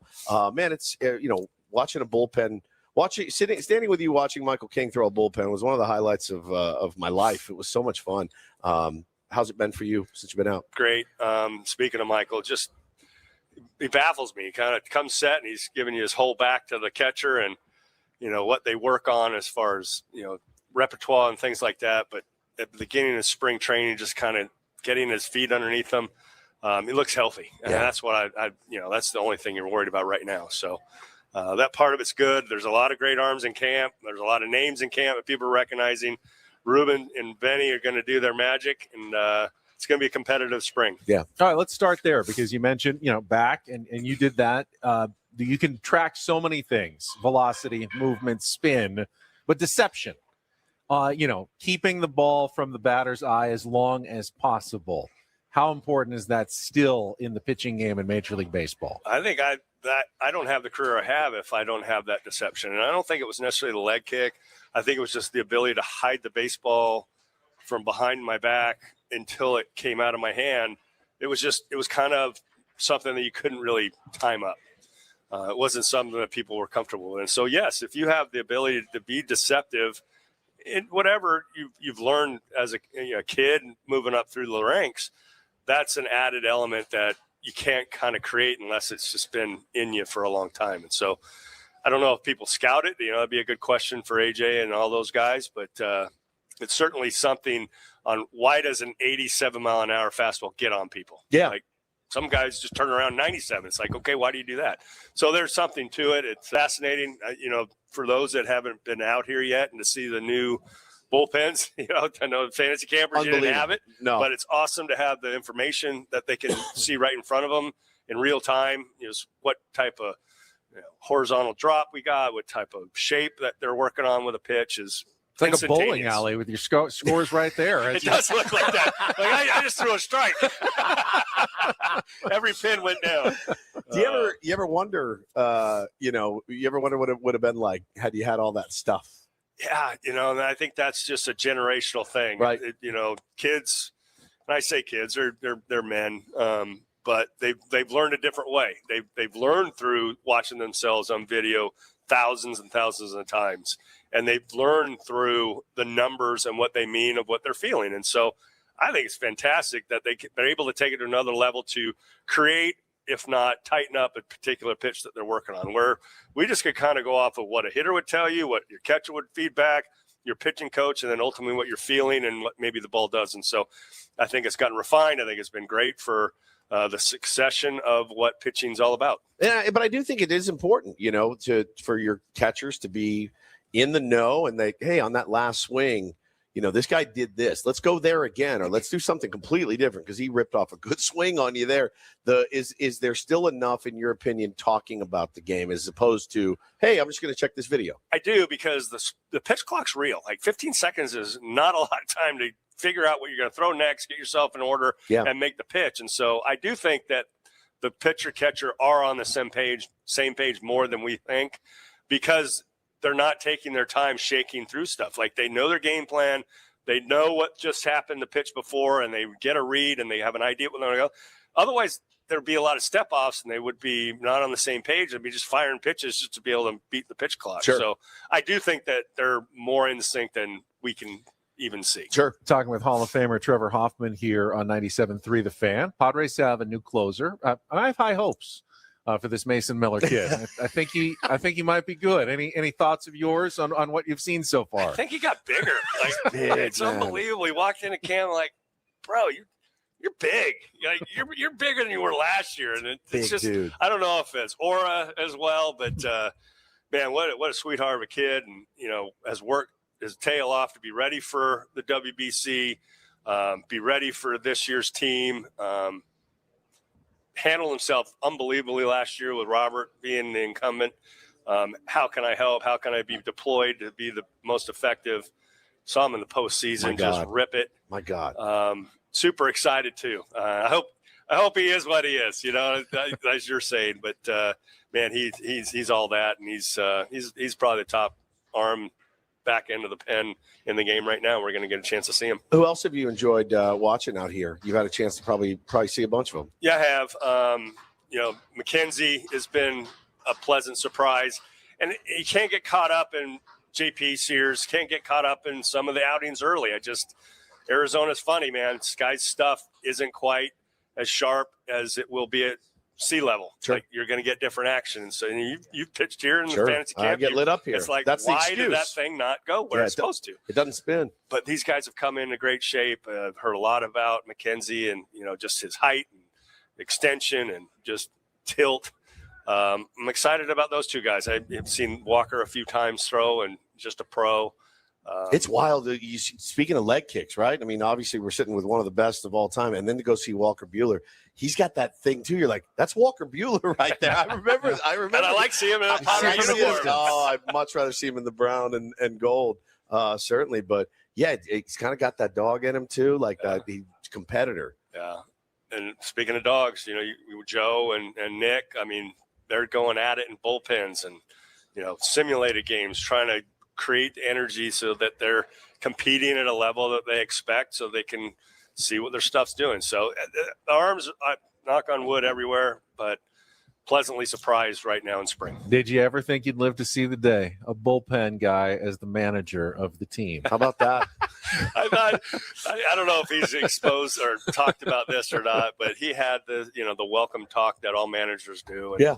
He had a great amount of information, a great amount of motivation, and he had some funny little blurbs. And one of them, he's going around the room. And he goes, that locker right there is what I held. And I go, hey, be careful. You might end up being the manager of the Padres one day. Right. It was just like brought some levity to the fact. But what I've been appreciated about Craig is that he hasn't changed. He's the same guy that was going out to the bullpen and suiting up and pitching for the Pods. He has a standard. He has certain values that he lives by, and he's about family, and he's about bringing family into this family and understanding everyone, is kind of on the same page with that. The kids are out here on the weekend so they can be around dad that normally they're not getting that chance. And what perfect way to do it in spring training when things are a little more low key, and, obviously things will ramp up, but it's setting a precedent that he's all about. Well, AJ said something too that jumped off the page at me when he said it, and it makes sense. He goes, he's not afraid to tell you he doesn't know something. If he doesn't know something, he is not afraid to ask. And I do feel like no matter if you're the manager of a big league team, if you run a radio show, it doesn't matter. Like, having the ability to say, I'm not sure, I would love your input, and taking that input, I think, goes a long way. Yeah, and I don't think he's trying to play coy with anybody. Yeah. I think that's obviously real.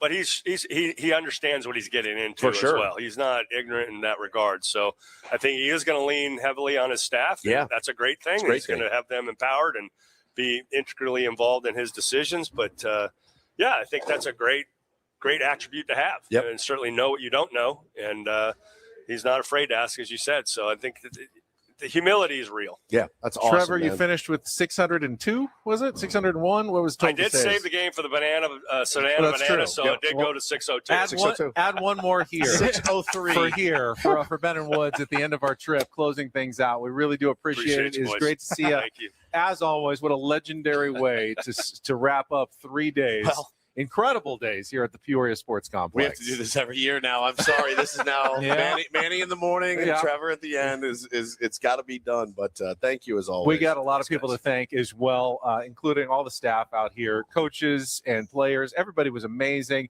Darren Feeney, Craig Huner's whole staff, Devin, Seamless. everybody. I mean, they were Seamless. just fantastic. Incredible. Tiffany was here as well. Everyone was helping us out, making this the best trip ever. Adam, Kyle and Adam back in our studio. Our tech team, thank you guys. And Paulie, if it doesn't, it goes unsaid, but we would not even be on the air if it weren't for Paul Correct. and everything that he does for us. So, and the tier ones, you make this worth it doing it every single time. So thank you as well. You guys are the best. For Stephen Woods, I'm Ben Higgins. We'll talk to you tomorrow morning at 6 a.m. back in the studios here on 97.3 The Fan. Have a great rest of your Wednesday, everybody.